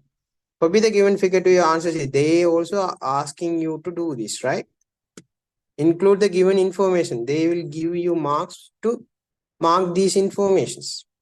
And then they have answered the prove the following questions. Now you just see, you have proven that in the, now they are asking y is, prove that y is the midpoint of AC, right? If the y is midpoint of AC, you have to show that what? AY is equal to YC, right? You have to show that. That's only. Any doubts on that? No, right? If you have to show that the midpoint of AC is Y, you have to show that AY is equal to YC. That's all. Okay. Okay. Now they are asking that to prove the AC is the midpoint of Y, right? So you have to show that AY is equal to YC. That's only. So you have earlier you have proven that. I'm just removing all these not needed marks. You have the needed thing. I'll show you because you will confuse, right? You all have these AB. That means this AE also on AB, right? The AE is parallel to XC, and also the XC is equal to AE, right? That you have proven here. So here comes the congruent of a triangle, of two triangles. If you have proven that the AYE and YCX, both these triangles are congruent, you can just say the AY and YC are equal and just say it is the midpoint. That's all. And also you have that these length in the triangle of AYE and YCX, the AE and YXC are equal. You have proven that. And also these and these are parallel because of the midpoint theorem, right? So you can tell this angle and this angle are equal. What is the reason? Alternate angle. Alternate angle, right? And also you can tell this angle and this angle are equal. Why? It also an alternative angle. Or you can tell that this angle and this angle are equal. What is the reason? Vertically opposite Angles. Yeah. You can tell any of these, any two of these three, and tell this side are equal, right? And then you can tell that these both triangles are congruent by the rule of what? Angle, side, right? Two angles and a side. Whatever the two angles you like, you can provide them. This and this alternate, this and this alternate. That's enough. And this side and this side are equal. You have proven that. So it's side, angle, side. Sorry, angle, side. So then you can just write AY is equal to YC. So the Y is the midpoint of AYC. Any doubts on that? Anyone? No, sir. Yeah. Got an idea? No, sir. How to do this type of questions? That's what I know. This question don't come in your final, right? You have to do a similar type of question. So just try to do like this. And please, most of the students don't finish type of question in a short time of period. Please don't try to do this in first or second order. Please do this in last, right? Sir, Even can you if- explain the question? Sorry? 12th one. 12th one. Again an proving question, right? Okay. Anyone need various type of questions or another type of question? If no, I can explain this.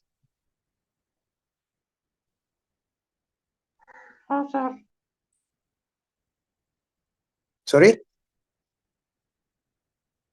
Sir, can you explain think- the 12th question?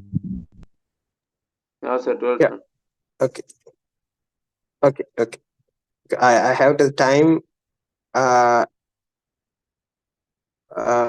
Just we have 40 minutes. I'll explain what you guys need. Okay. Because that's we need, right? the online participants. We don't do it for the recording things. Okay, now you see here, the center of the circle is O. Just read along it, and what you know, please mark it. That's all. That's the proving questions. Give me a second. I'll try it back. Okay. Now, you guys can hear me, right? Yes, sir. Yes, sir. Okay, thank you. Now the question is, the center of the circle is O. They have marked that, and the AB is going along that, right? Then what is the name of AB? Diameter. Diameter, yes, that's all. It is the diameter. And you just know what are the theories you know about the circle and the lines. You just know if a circle contains a center, if 2 points of a circle meets in another side of a circle, all the angles are equal, right? What is the name of this rule? Same segment. Yeah, same segment angle or segmented angle. You can write whatever you want, but you have to know the rule's name because you have to write it in the bracket, right? Please go through that. That's only you need to write. And also, what is the rule of this? If a center of a circle and a diameter meets the angle, and it is, what is this angle? 90 degree. 90 degree. Why? Semicircle. Yeah, semicircular Segment angle is center. 90 degree or semicircular. Yeah, whatever you want. You can explain him why you are taking it say 90 degree. That's all. It's not only the name. Okay. And also you have know that this will not help. Mostly this will not help in the proving part. This will help in the first part questions. What are the relationship between these and these?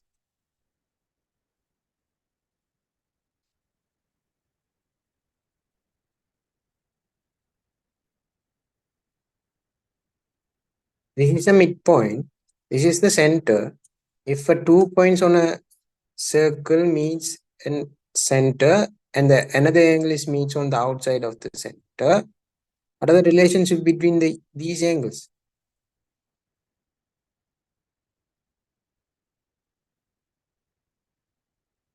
Can you guys hear me? Yes, sir. Yeah. Don't you guys know about this theory? Yes, sir. Yeah. What is the relationship? If this Circumference is angle equals theta, center angle. sorry,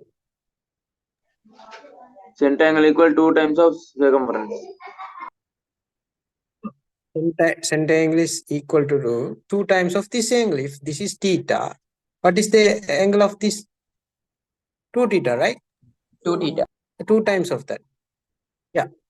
Now just tell me, I'll draw it clearly. If this is circle and this is the midpoint and this is the 2 theta, okay, what is this angle? Can you, is it visible? I'll draw it better.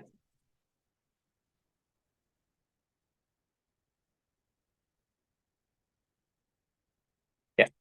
Is it visible now? This is the Yes, 2 sir. points on a circle. This is making a 2 theta angle to its center. And I'm asking you, what is this angle? This angle.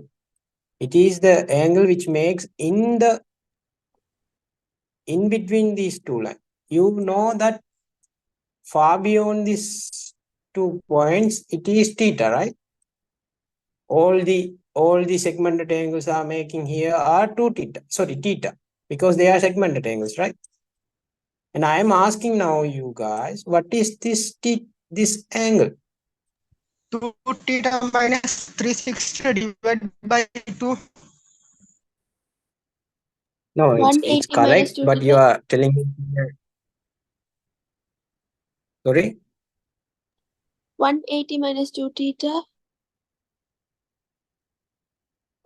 It also correct, but you guys you guys think correctly because you know that the interior angle making in between the two lines, in between the 2 points, will be the 2 times of the exterior circumference, right? If you are taking the interior angle of this is the interior angle of 2 theta, right? So it will be the 2 times of the exterior sides. As like that, to this exterior side, the interior side will be this angle, right? That's all. It is a big angle. That's only. It's not an acute angle. It will be a big angle. Got that idea? So I just write it here.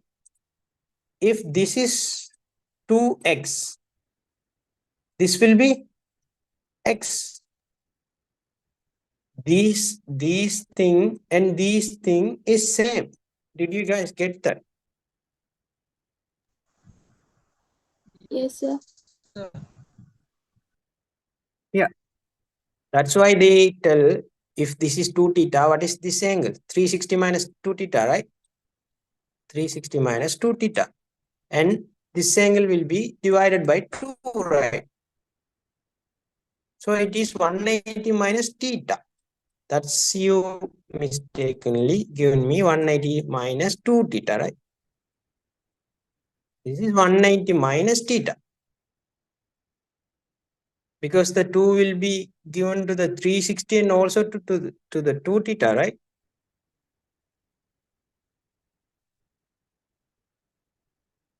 Get that, sister? The brother have been answered that 2 theta minus 360 by 2.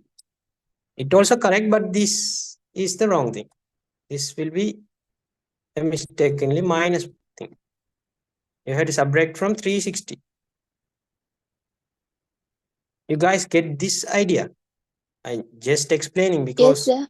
I think so. Yes. When the teachers are teaching about this theory, they don't let the students to think about this part of angle.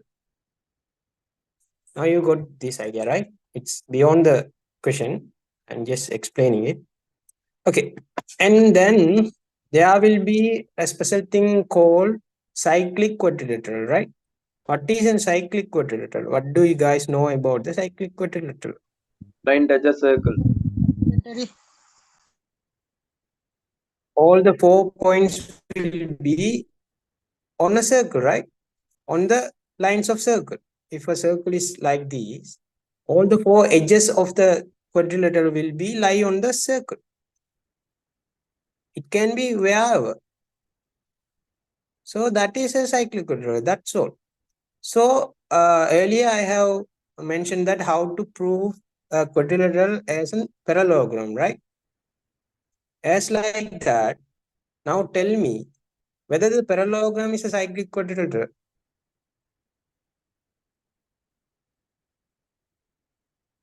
Anyone? How you guys prove that a quadrilateral is a cyclic quadrilateral? That's the thing you need. How to prove a quadrilateral? Yeah, that's all. That is the only theory in the cyclic quadrilateral. The cyclic quadrilateral means the opposite angles, the sum of the opposite angles are 180 degree. That's all. Supplementary. Yeah, it's complementary. 180 degree. That's all. And it will be it will be told like that if you extend this line, the interior opposite angle is equal to this angle, right? That is the thing. The interior opposite angle is equal to this angle. That's why the sum of this angle and this angle is 180 degree. You see, you just see if this is x, and this angle plus this angle is 180 degree, right? So this angle is 180 minus x, right? So now just see, this is a line. So the total angle of this line is 180 degree. So this angle is 180 degree minus 180 degree minus x. So the 180 and 180 will be subtracted and minus into minus plus. So this is x. That's why the interior opposite angle of a quadrilateral is equal to the extended chords angle. The both are same. Only there is only one theory. The sum of these opposite angles are 180 degree. That's only. From that, they have proven that the interior opposite angles are equal. That's all. So now tell me, if a parallelogram is a cyclic quadrilateral.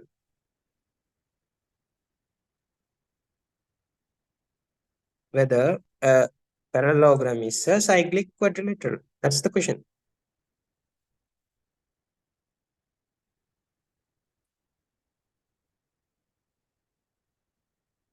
Anyone have an idea?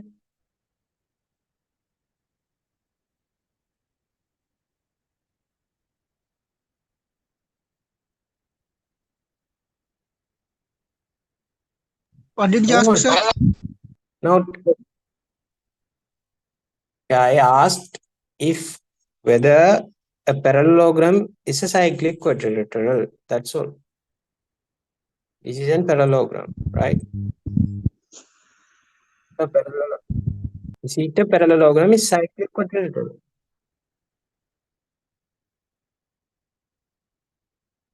No. I have given you guys an idea.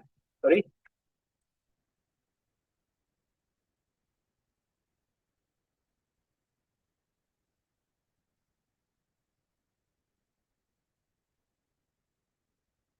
Yes, the answer is yes, because what is the sum of these opposite angles?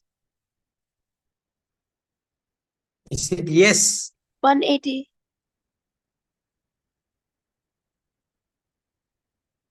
Is the sum of these two angles are 180? No. No. The sum of this angle and this angle is 180, right? What is the reason? Allied angles. Allied angles, that's all. This angle and this angle are equal in a parallelogram, right? So the rectangle can be a cyclic quadrilateral because all these angles will be 90 degree, right? So this sum will be 180.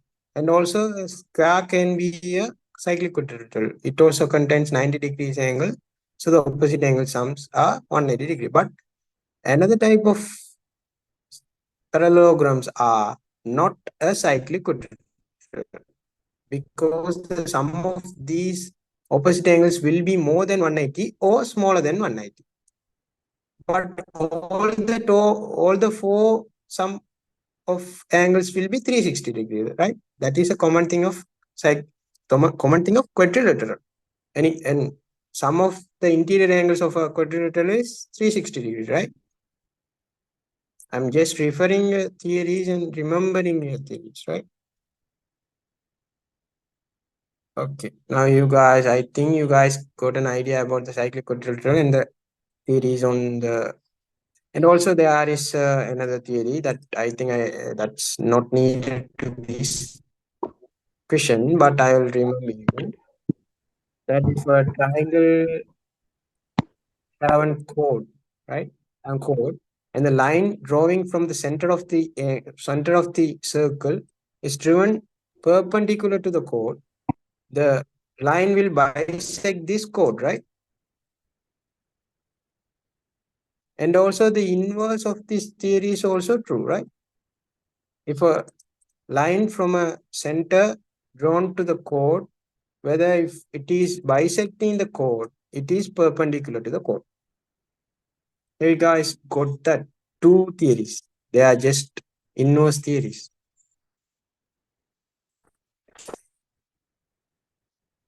Most probably they will ask this theories in the first 25 questions. They used to ask these theories. Okay, now go through this question. Now they have told that the center is O and the tangent drawn to the now it is the tangent. What is a tangent?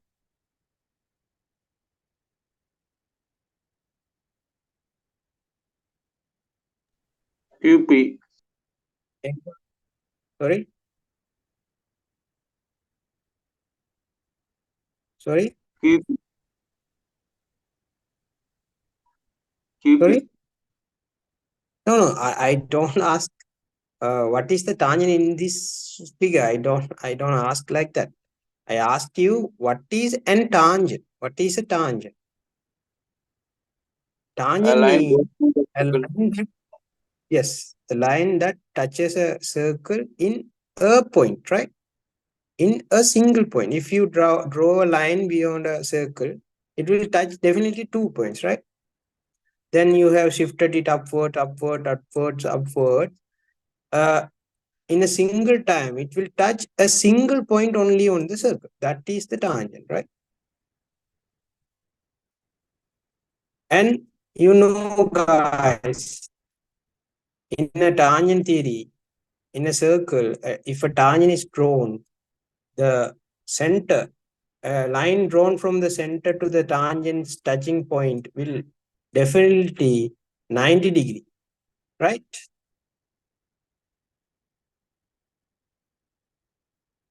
You guys know that. Also, if you draw a tangent from an exterior point, it will also a 90 degree. And also, you know, these two triangles, this up triangle and these low triangles will be congruent, right? Because this angle and this angle are equal, and this angle and this angle are equal, and this angle and this angle are equal, and this is a common side, and this is a radius. So these also are equal. So that's why this is these two triangles will be congruent. That's that. It is the reason for to tell that this angle and this angle are equal, and this angle and this angle are equal. It is the reason. They have proven that this angle, this side is common, and this is radius, and also this is radius, and this is 90 degree, and this is 90 degree. So RHS, according to the RHS, it is the both these triangles are congruent. Got that idea, right? I'm just telling about the tangents.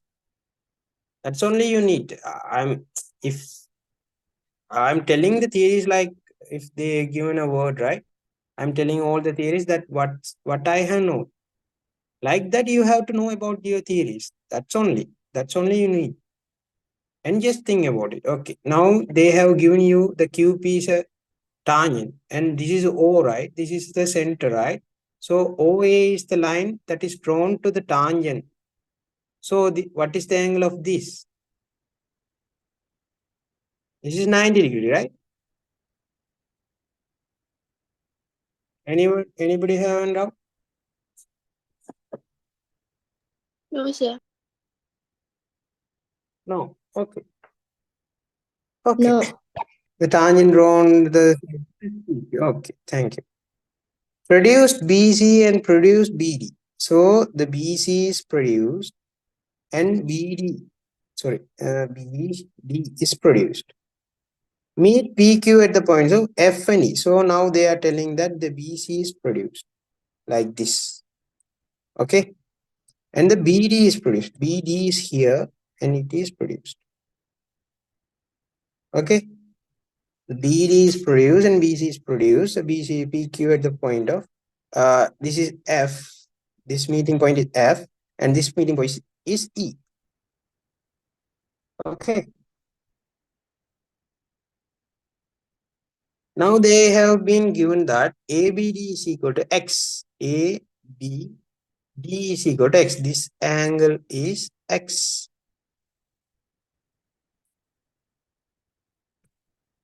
Anybody have a doubt from this? No one, right? No, sir. Okay, thank you.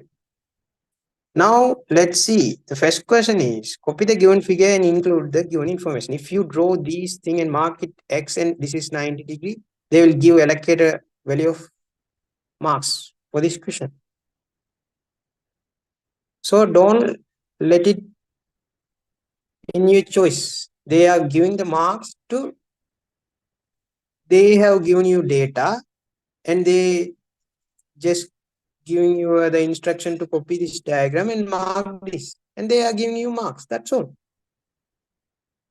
And the second part, the most previous part is they have told that proof that the CDEF is a cyclic quadrilateral. That is the master question. Got that right? Okay, now tell me, how you going to prove the CDEF as a cyclic quadrilateral? How you can prove that? FED equal 90 plus X. Sir, your voice Sorry, is tracking. my voice is tracking. Oh, okay. I'm asking you guys, how you guys are going to prove that the CDEF is a cyclic quadrilateral? What is the only way to prove By showing the quadrilateral is cyclic quadrilateral? Am I audible?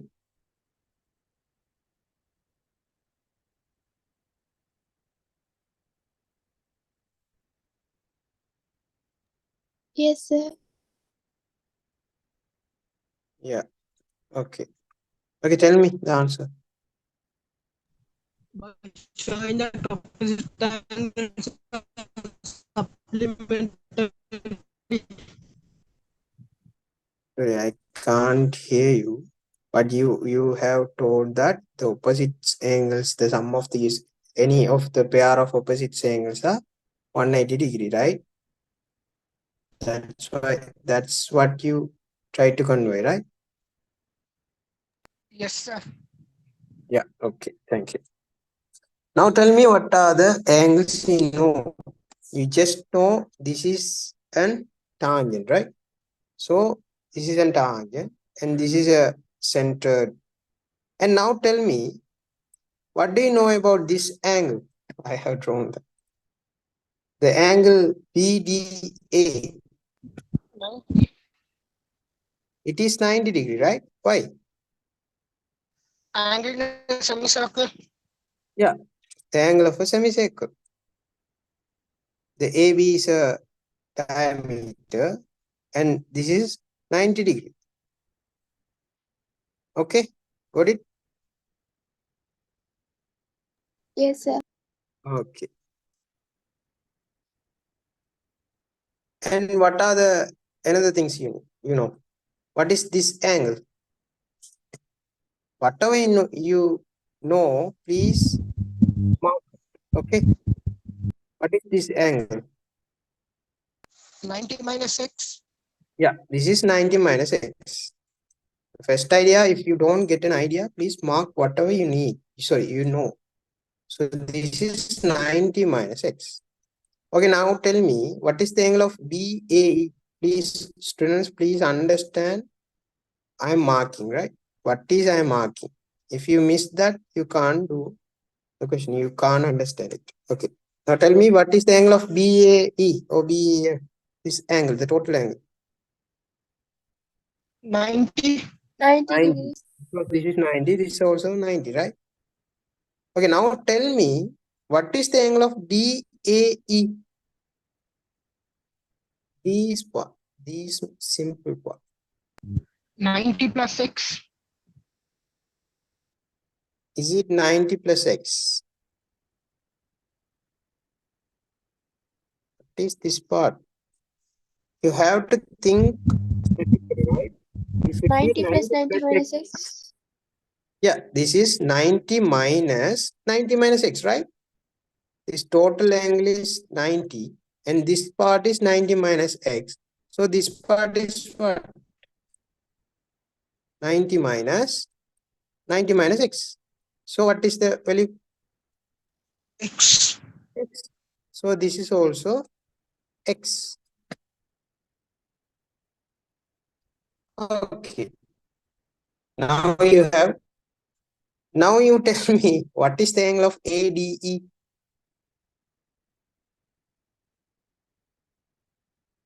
I'll zoom it for you. Can you guys see it properly? Yes, sir. Yes, sir. Tell me what is the angle of ADE? 90 minus 6. Now see this. BDA is 90 degree, right? Yes, sir. Can you hear me? Yeah. BDA is 90 degree. So ADE is 90 same plus 90 degree, right? The B, yeah, BDE is a straight line, right? Okay, got it. I'm just telling slowly by one step. I think I don't go fast, right? Have you guys understood what I have done so far? Yes, sir. Yes, sir. Yes, sir. Now tell me an idea to find the angle of DEF.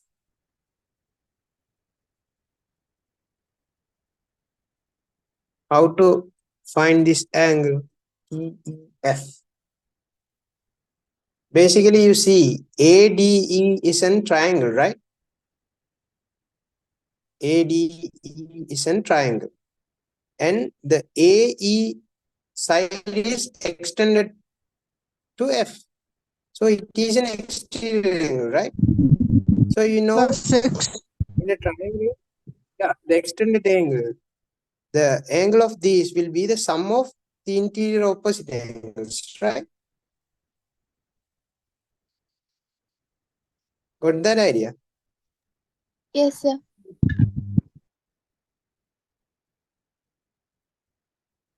So the interior opposite angles of DEF is the interior opposite angles is this 90 and this X. Did you guys understood that? Find the DEF, the interior opposite angles are this 90. That's mean ADE and this X DAE. Okay. Okay, sir. So what is that angle? Yeah, it is 90 plus X. Oh, you guys know to find this angle. Okay, I'll go with idea. With an idea, okay.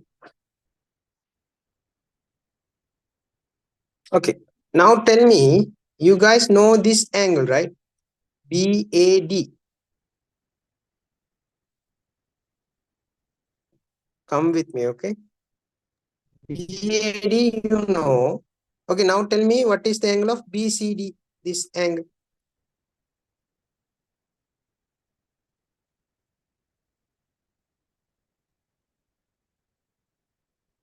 You all guys know the ABCD is also a cyclic quadrilateral, right?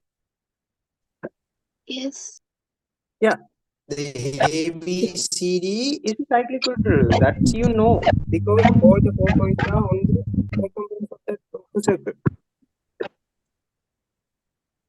Sorry, I have told you, please don't draw, annotate. Okay. Now see, if it is 90 minus x, if this angle is 90 minus x, what is this angle? 180 minus this angle.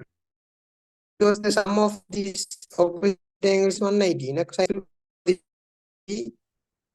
minus 90 minus x. So 90 will be reduced and plus. So 90 plus x plus x. Or else you can say that why I just find this angle too. I have found the angle of DEF, right? It is 90 plus x. So I have to find the angle D is this one. to show that the sum of this opposite angle is 1. If I show that, I can tell that the CDE is a cyclic quadrilateral. That's my idea. You can take this to find this angle, the CDE angle, and also E angle, and you can show that the sum of these opposite angles is 190 degrees. So it is cyclic quadrilateral. That's all.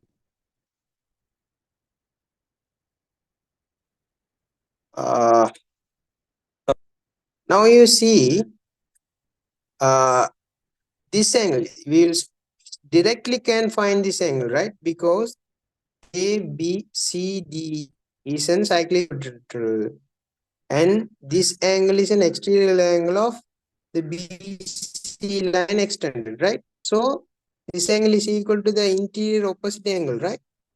This is cyclic quadrilateral theory. So what is the angle of DCF? 90 minus x. 90.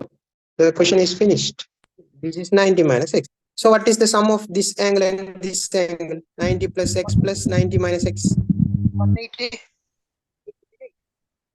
Yeah, that's all. The question is finished. You have to write one by one. That's all. You have to write first. They have given this as x, and you will tell this is 90 degree because of the semicircular angle is 90 degree, and also you can tell this angle is 90 degree because of the tangent theory. The tangent touches the A, and the center from the line is 90 degree, and you can tell this as 90 minus x. BAD is equal to 90 minus x, and also you can show that this is x, and you will tell this is 90 because this is 90 and this is straight line, so 190 minus 90 is equal to 90. Then you can tell this is interior opposite angle sum, so 90 plus x is equal to DEF. Then you will show this, and then just you can straightly tell this angle is equal to the interior opposite angle of a cyclic quadrilateral. So this is also 90 minus x. So sum of these opposite angles is 180 degree. So it is a cyclic quadrilateral. Anybody have a doubt? No, sir. No, sir. No. No. Okay. I have explained you slowly. Then I have explained you fastly. That's all. This is a simple question, right? So please do the questions like that. And a girl asked that explain it in, I don't know whether it is a girl or boy, in Tamil also. So I will try to explain it. Okay. யாரு அது கேட்டது? கொஞ்சம் unmute பண்ணலாம்.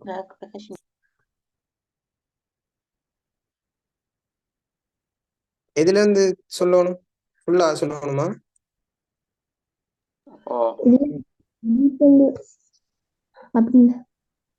Okay, நான் ஃபுல்லா சொல்றேன். டக்குனு சொல்லுங்க. அடுத்த கேள்வி இருக்கா? ஓகே, இப்ப இதுல இந்த கேள்வியில என்ன கேட்டிருக்காங்கடா, ஓ வந்து சென்டர் ஓகே தானே, அப்புறம் பிக்யூ வந்து டாஞ்சன் சொன்னாலே உங்களுக்கு தெரியும் இது 90 பாக. டாஞ்சனும் அதுல மையத்துல இருந்து அமைக்கிற கோணமும் 90. அப்ப இது 90டா இதுவும் 90 தெரியும். ஓகே தானே, அது வந்து வெளிப்பட உண்மை. அடுத்ததா என்ன சொல்றாங்கடா கேள்வியில, இந்த பிசிய பிக்யூ வெட்டும் வர நீட்டுறாங்க. அப்ப பிசிய பிக்யூ வெட்டும் வர நீட்டுனா அது இங்க சந்திக்கிற புள்ளி எஃப்னு சொல்லி சொல்றாங்க. அதே போல இந்த பிடின்னா நீங்க தான் அது ரெண்டையும் இணைக்கணும். மேல கோடு ஒண்ணு தராட்டி அது ரெண்டையும் இணைச்சிட்டு பிடி முற்றிருந்த புள்ளி என்னவா ஈஎம் சொல்லி தந்துட்டாங்க. அப்ப அதுக்கப்புறம் சொல்றாங்க, அவங்களே சொல்றாங்க இந்த ஏபிடின்ற எந்தரிக்கிற கோணம் எக்ஸ். அப்ப ஏபிடின்ற எந்தரிக்கிற கோணம் எக்ஸ்ன்னு சொன்னா இப்ப அதுக்கு பிறகு உங்களுக்கு தெரிஞ்ச எல்லாத்தையும் மார்க் பண்ண போறீங்க. இப்ப பாருங்க, இந்த படத்துல உங்களுக்கு இது எக்ஸ்ன்னு சொல்லி தெரிஞ்சுக்கிண்டா இந்த இருக்கிறவங்களை நீங்க ஸ்ட்ரைட்டா சொல்லியிருக்கலாம், சுத்தி வரவும் தேவையில்ல. இது 90, இது எக்ஸ்ண்டா இந்த இருக்கிற கோணம் எவ்வளவு? இல்லைன்னா நீங்க இது ஸ்ட்ரைட்டாவே சொல்லியிருக்கலாம். நம்ம அப்ப இதை நிறைய சுத்திட்டோம் நினைக்கிறேன். இந்த இருக்கிற கோணம் இந்த இருக்கிற முக்கோணத்துல இன்டீரியர் ஆப்போசிட் ஆங்கிள்ற சம் தானே அகக்கோணங்களோட கூட்டுத்தொகைக்கு சமம் தானே ABE முக்கோணத்துல வெளியே வர புறக்கோணம் தானே இந்த இருக்கிற கோணம் இந்த DEF என்ற கோணம் அப்ப இதுல அகத்தெதிர் கோணங்களோட கூட்டுத்தொகைக்கு சமம் என்ன அது ஸ்ட்ரைட்டா எழுதி இருக்கலாம் சாரி அப்ப இது என்ன 90 plus x ஸ்ட்ரைட்டா எழுதி இருக்கலாம்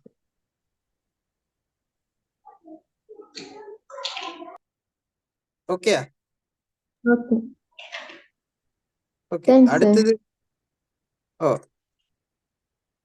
அடுத்தது சொன்னது என்னன்னா இப்ப அதை நீங்க இந்த இதுல இருந்து தான் வரணும் ஏன்னா இந்த ஏங்களை கண்டாதான் இதை சொல்லலாம் நீங்க இந்த ஏங்களுக்கு இந்த இருக்கிற DCFன்ற இந்த இருக்கிற ஏங்களுக்கு அதுல அகத்தெதிர் கோணத்துக்கு சமன் என்றா அந்த அகத்தெதிர் கோணம் எது BADன்ற கோணம் என்ன அப்ப அதை காணத்தான் வேணும் அப்ப அந்த BAD காண்றதுக்கு உங்களுக்கு தெரியும் இது 90 பாகண்டு ஏன் ஒரு அரைவட்ட கோணத்துல அமைக்கிற கோணம் செங்குத்து என்ன அப்ப இது செங்கோணம் சரி செங்கோணம்டா இது 90 இது எக்ஸ்ண்டா இது 90 minus x சைக்கிள் அப்ப எனவே இது ஒண்ணும் என்ன 90 minus x ஸோ இது ரெண்டையும் கூட்டுத்தொகை என்ன இருக்க போகுது 180.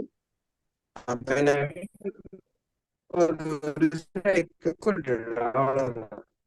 அப்ப இது நம்ம இதெல்லாம் கண்டு போகாம இப்பயே ஸ்ட்ரைட்டா போயிடலாம்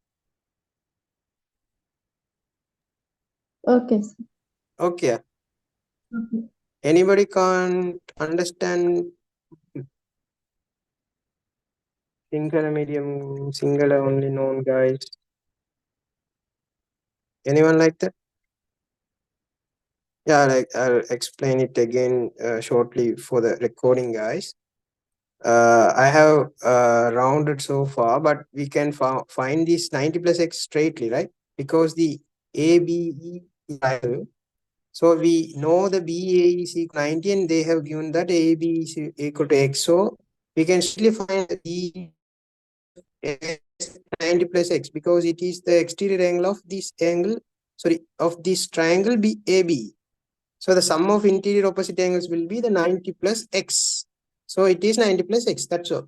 And if we have to find the angle of DCF, we have to find the angle of BAD because it is the cyclic quadrilateral. So the extended exterior angle of a cyclic quadrilateral is equal to the interior opposite angle. So we have to find this. So for that, we are taking the triangle ABD. And this is 90 degree, we know because this is in diameter. Diameter makes the angle 90 degree. And we have know that. So this is x, this is 90. So this angle is 90 minus x. And so far, if this is 90 minus x, so this is 90 minus x because it's a cyclic quadrilateral. That's all. Okay. Now what is the next question I have to do? I'll try to do another questions only. One question. Because it is sorry. The fourth question. 11-1.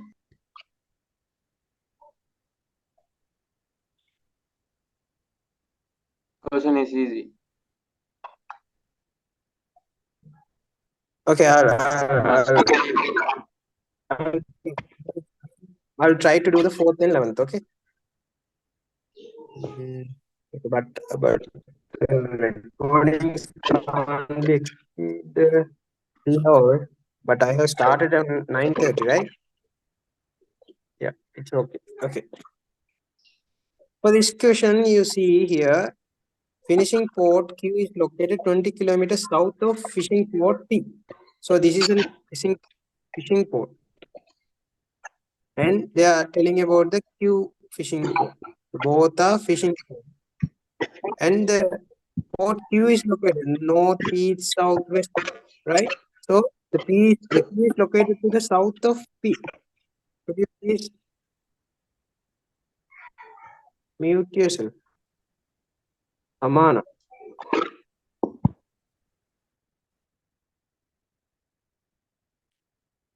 Okay, thank you. Now see here, the Q is located south to the P. So it is in 20 kilometers. So please mark it 20 kilometers. And You have to know what is a bearing. Please tell me what is a bearing. You just can tell the angle between these two lines are 40 degree. You can simply tell. But the bearing is a thing which is used in a harbor areas. What is a bearing?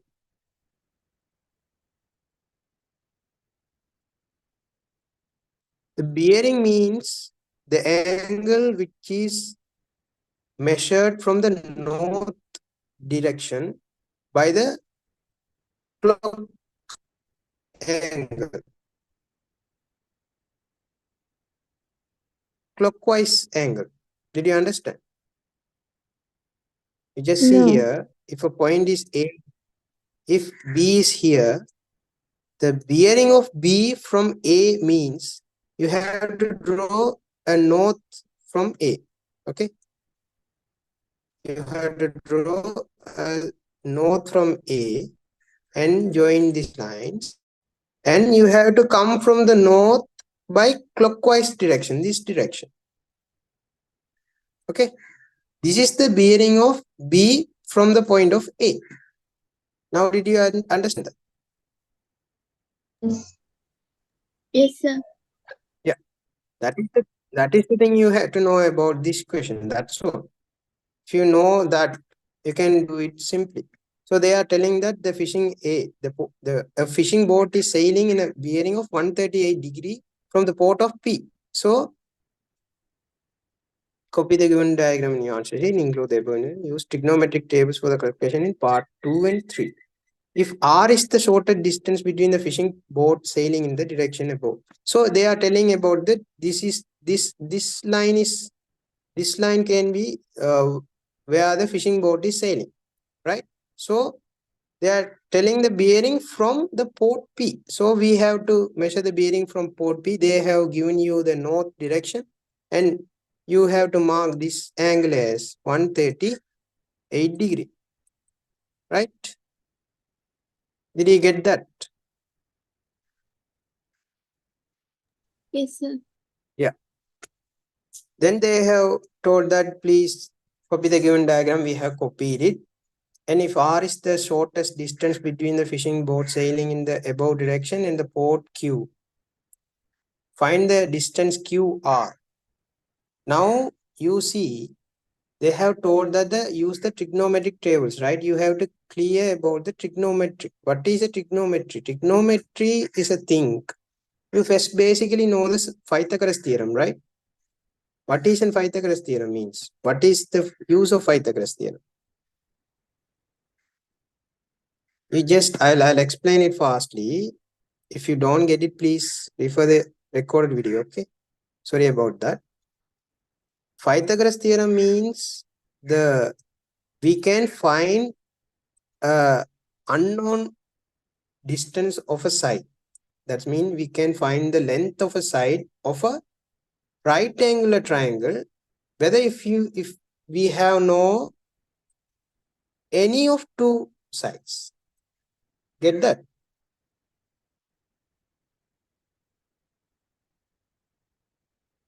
If you know any of two sides of the three sides, if you know this side and this side, you can find this side. That is the Pythagoras theorem. If you know this side and this side, you can find this side. But by using the trigonometric rules, we are playing with the angles and the side. Okay, you have to understand that we are playing with the angles and the side. In the Pythagoras theorem, we are just talking about the sides only. But here we are talking about the angles and side. By using the trigonometric theories, we just know we can use it for the 90 degree by your all-outs, but we can use it for any of the triangles. Okay, please understand that. But the questions will be asked to you guys, all guys, will be the 90 degree, the right angle triangles. So here in the Pythagoras theorem, if you know any of two lengths, you can find the third length, right? By using the trigonometric theory, if you know there are balanced two angles, right? This angle and that angle. This is 90, we also know. But in trigonometry, if you know any of the angle, if it is theta. Any of the angle and a side. It can be any of the three sides. Okay. It can be any of the three sides. It can be this side or this side or this side. If you know any of the three sides, you can find the balance angle. You can easily find the balance angle because this is 90, this is theta. You can 180 minus theta plus 90, right? That means 90 minus theta. This angle you can easily find. But you can find the balance two angles. Sorry, balance two sides by using the trigonometry. Did you guys understood that? That is the basic use of trigonometry. Anyone can't understand what I explained?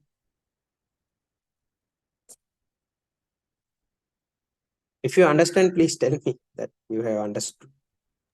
Understood, sir. Okay, thank you. So, but you have to know the fractions of the sine, cos, and tan, right? So you have sine and cos and tan. And what is the fraction of sine? Opposite angle over adjacent angle, right? And what is cos? Sorry. Opposite angle over right angle, right? Opposite angle over right angle. What is cos? Adjacent angle over right angle. And what is tan? Opposite over adjacent. Adjacent angle. So you have to know what is an adjacent angle and an opposite angle. You know the right angle, right side. Right angle side is the opposite to the 90 degree, right? That is the right angle. Right side.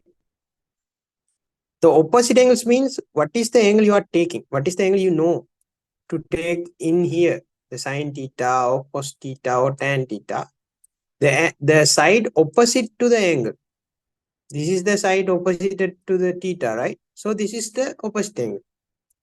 Which is the side which is contacting the theta, the angle? It is the adjacent angle. Okay, that's all the idea. So you know the sine theta. If you know the theta, the angle value, you can find the sine theta. That's I don't have to tell you, right? You can search the table and find the sine theta values. So the sine theta is known. So if you have to find the right side, and if you know the opposite angles value, opposite sides value, you have to choose this fraction. Because you know sine theta and you know the opposite side, you have to find the right side.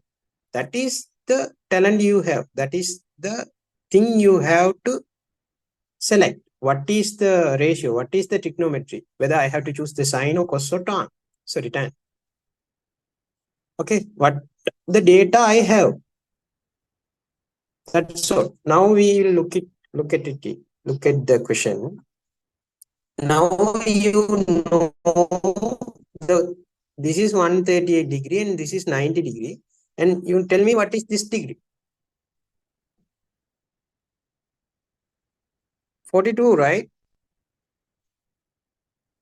This is 42 degree.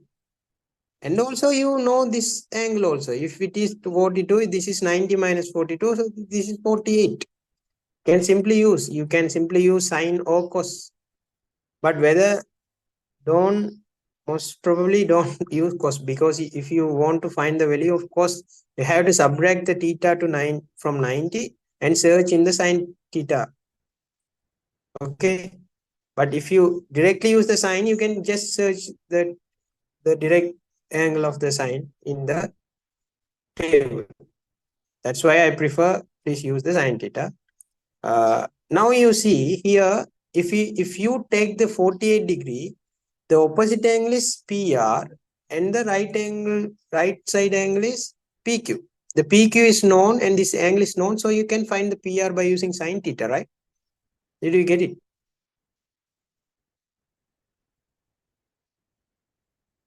How, sir, you get 48 and 42?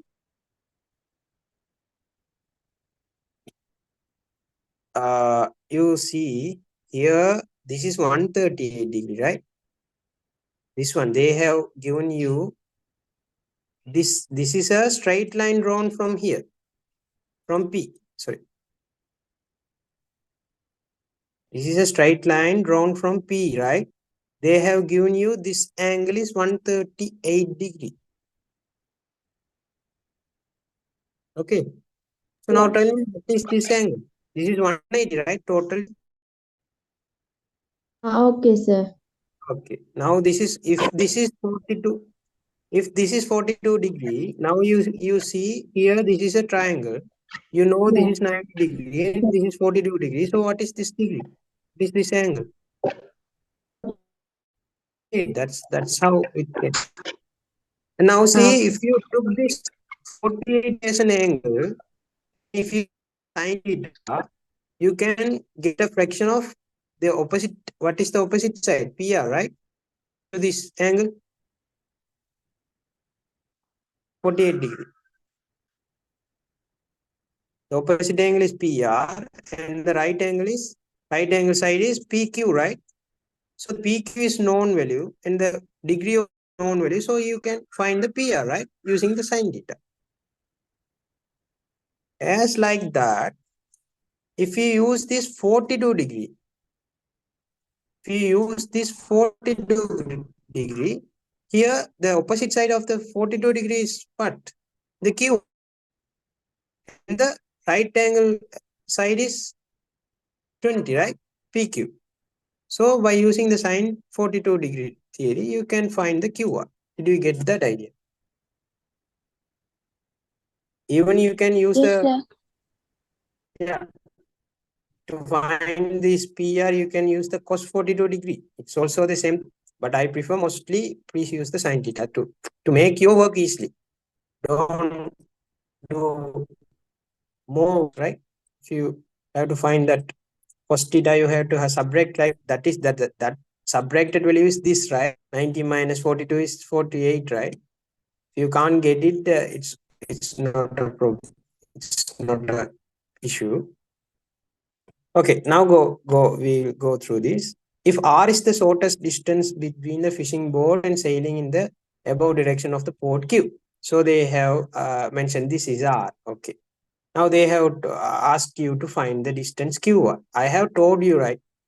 The bearing only you have to know on this question. If you know what is bearing, the bearing is the north, is the direction that is measured from the north direction to the clockwise. If you know this part, and it is just a triangle question, right? Is there anything more to think? No, right? So what time class is in? Mostly 12:30. Okay.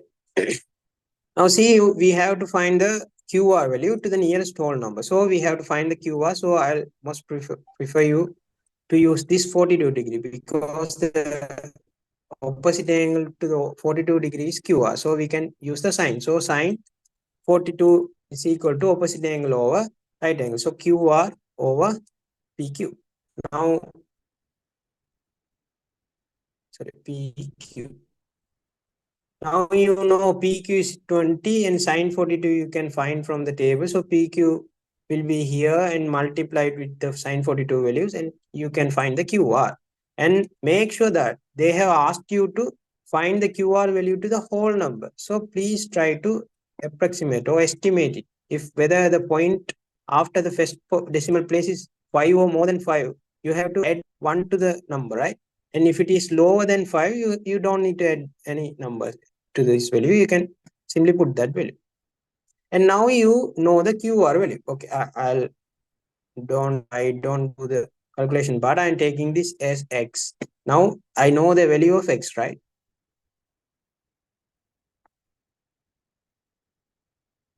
Okay.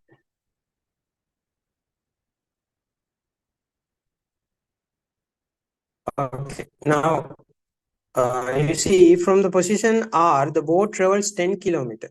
10 kilometers ahead on the same route and arrives at the position S.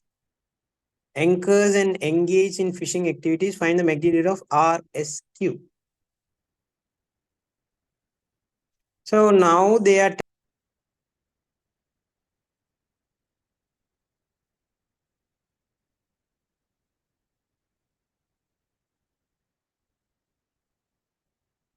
so boat is traveling from P to R, right?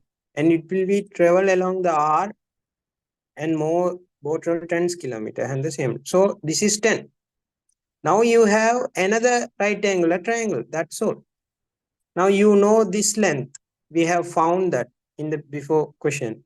And they are now we know this length. And they are asking that RSQ. Now this point is S. They are asking this angle. So if you took the sine theta of this angle, it is the opposite angle over this part, right? So sorry. Then if you don't know the RHS, you have to take the tan theta. That's all. If you take the tan theta, the opposite, you know the x value, and the adjacent, you know the 10 value. So x over 10 is the ratio. So you will search in the values in the board and find the RSQ value. That's all. Did you get it?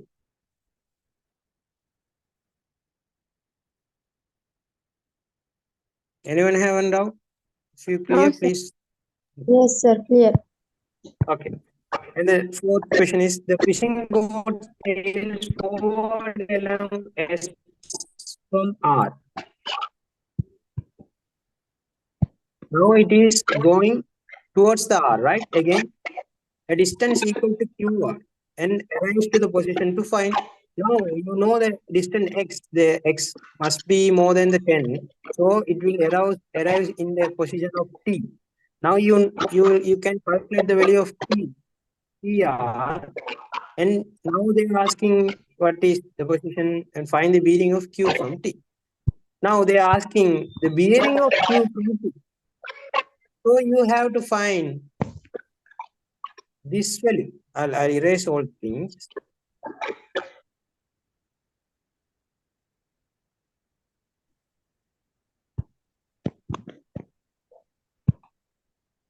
Now again, if this is S, it will travel along this path and arrives at P.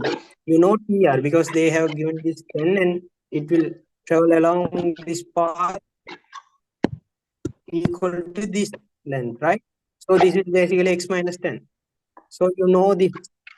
And now they are asking like, what is this angle? The bearing from P to Q.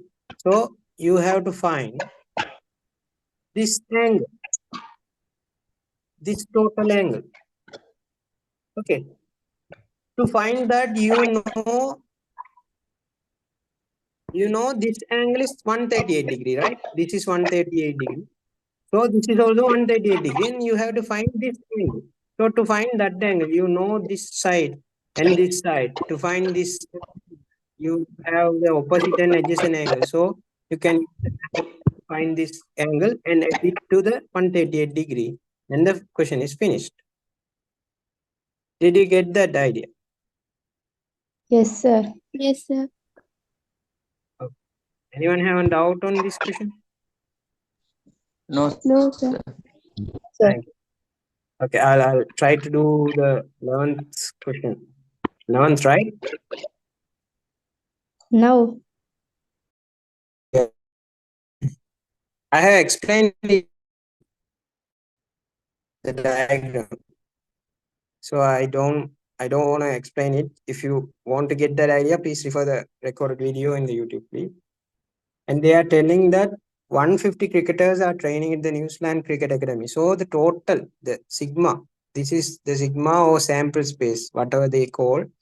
They are telling that the total number of will be 150. That's I know. So I will mark it on the triangle. Okay. Just I'll finish these questions by just marking on the diagram. You can just see and put it in the answers. That's a simple question like that. But I think this is an extended version. Okay, let's see.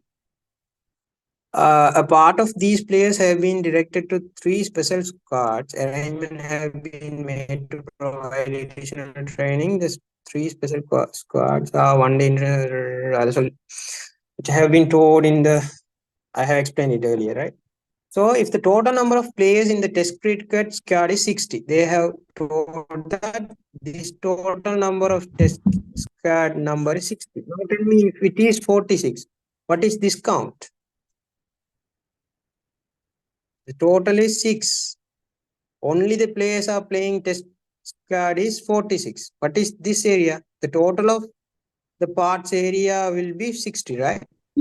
60 minus 46. So if it is 46, this will be 40. 60 minus 46. Right, this is 14. We have found. We will ask that. What is the number of players included in both test and ODI squads? That's all. What's the answer? It's 60 minus 46. 60 minus 46 is equal to 40. And the second part is 66 players have been selected for the ODI squad. They have told that these, the biggest circle is how much? 66, right? How many players are selected for any of the above squad? Now they are asking me in the balance part, right? This part. How many of them have been selected for none of these? Now tell me the total sum of these 60. Please mute yourself.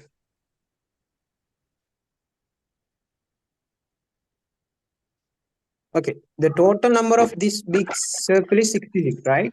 So whatever it is in this part and the 14, the total will be 66.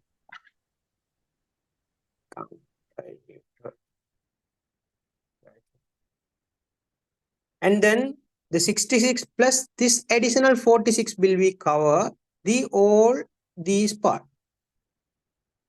Did you get that? You can't add this 60, right?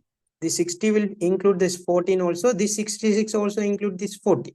So you can't add this 60 and 66. You can add this 46 and this 66 to find the union of these total. Okay. Now to find that union, and you have to find this number of values. The balance. So the total is 150, right? So total is 150. We have to subtract from that the 66 plus 46. 112. Yeah, this is 112. And what is the answer? 148. Is it 48? If it is 102, it is 48. But it is 38, right? So balance is 38. Sorry, sir, 38. Sorry. Yeah. Okay. Don't make that kind of mistakes, right? It's just in grade 2 things, subtracting. Now, if the number of players selected for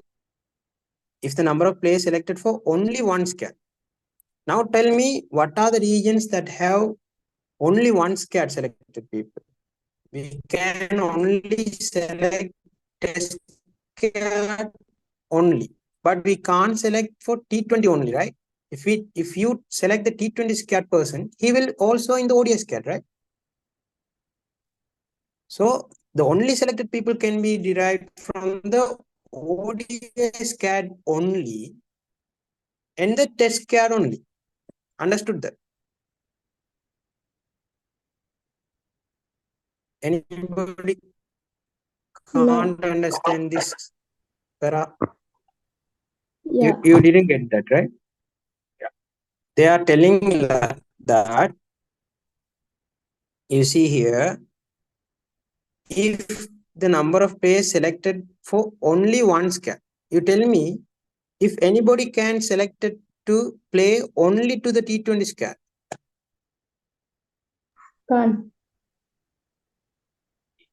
Can't, because if you select one from the T20 squad, he will also play to the ODI squad, right? Yeah. But to play only one squad, then he can be played to ODI squad only or the test squad only. Did you get that? Yeah. Yeah. Yeah.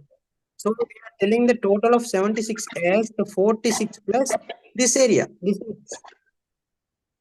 Yeah. So what is the value of x? It's 30, right? 30. 76 minus 46 is equal to 30. So you know that the 30 is the only players who can play in the ODI squad. So the T20 squad can be, what is the count of T20? The total circle.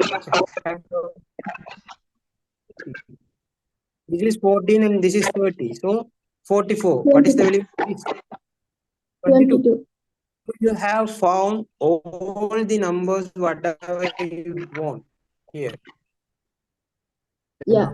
Of T20 and ODI and ODI1 and not for all the three. So you don't have anything to find, right? Yes. So here the question is how many players are selected for the T20 squad? So T20 squad is 22, right? That's all. And then writing set notation is describing words the subset that has the number of players as 46. Now you have to write this. What is this 46? C only, right? So to write that, you can write the A complement intersect C. That's all. 46 only is A complement intersect C. The question is asked on word, no? Describing words, no? Yeah. And we How can you do will describe it in the word? C. Write in set notation. They first ask to write in set notation, right? And describe in words the subset that has been. So you have to describe it. You can describe it as the players are selected to only the test squad, only to play for the test squad, right? They are the 46 numbers, right? I'm going fast, I know, because you can refer the video, I think. Because the Zoom will be ended in 12:30, but it has been 12:30. Okay, let's see. Okay, the fifth question. Anybody can't understand till now up to this question? No. You can't understand or you, Can understood, sir. okay. The fifth question. If it is decided to include all the players in the T20 squad in the test squad for future cricket matches, a more convenient and incomplete Venn diagram is given below to include the information. Copy it and complete it.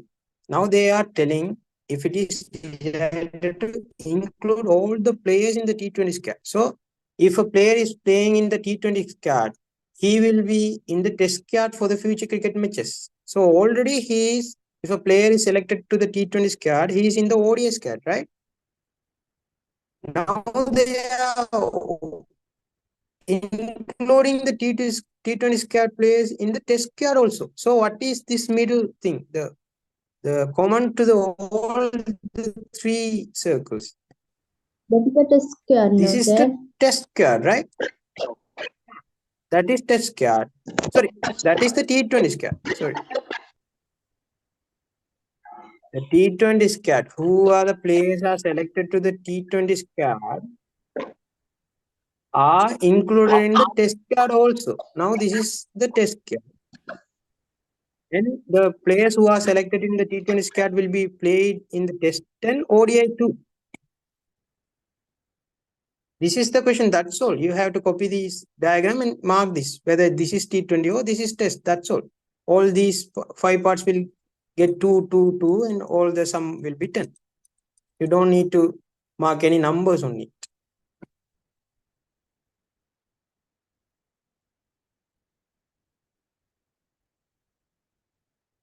Anybody have any doubts? No, sir. Sir, can you please explain the second one? Second one, this one, right?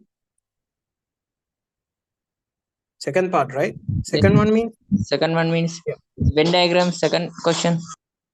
Okay. Okay. Now you see here the 66 players have been selected for the ODI SCAD, right? So we know the ODI SCAD, the big circle will be the sum of 66. There are 3 parts in this big circle, right? The T20 SCAD also included in this area, and this area means the players who are only playing for ODI SCAD, and this area means the players who are playing for test and ODI SCAD. Understood that? Yes, sir. So all the sum of this circle will be 66. That's why I mark the 66 on this circle. On that sofa, we don't know these two values, right? We just know this only, the 60 and 14. And then they are asking that how many players are not selected for any of the SCAD. So if they are asking like how many people are not selected for any of this SCAD, they are asking this area, right? This area means no, this area's peoples are not playing any of these games. So now you know that this big circle sum is 66. So it also includes this 14 also, right? And this part only includes how many? 46, right? Did you get that? Yes, sir. Now tell me, how many members are here? 150 minus 46, right? Yeah, that is 38. Any doubts so far? No, Sir. sir, it's clear. Okay. Okay, thank you for joining. We'll end this from here. If you want more Sir, can you please clarification, tell YouTube channel's name, please? yeah, it's Muslim Majlis University of Sri Jagathanapura. Sir, next class when held? I don't have planned another class. If you want, if you request to the official Muslim Majlis account, I'll schedule another date. And please mention that what are the sections I have because I have to get the time, right? Okay. Yeah, you can give me some feedback how about this session. You can leave now. Thank you. Okay. Please try to give some feedback and improve my webinars.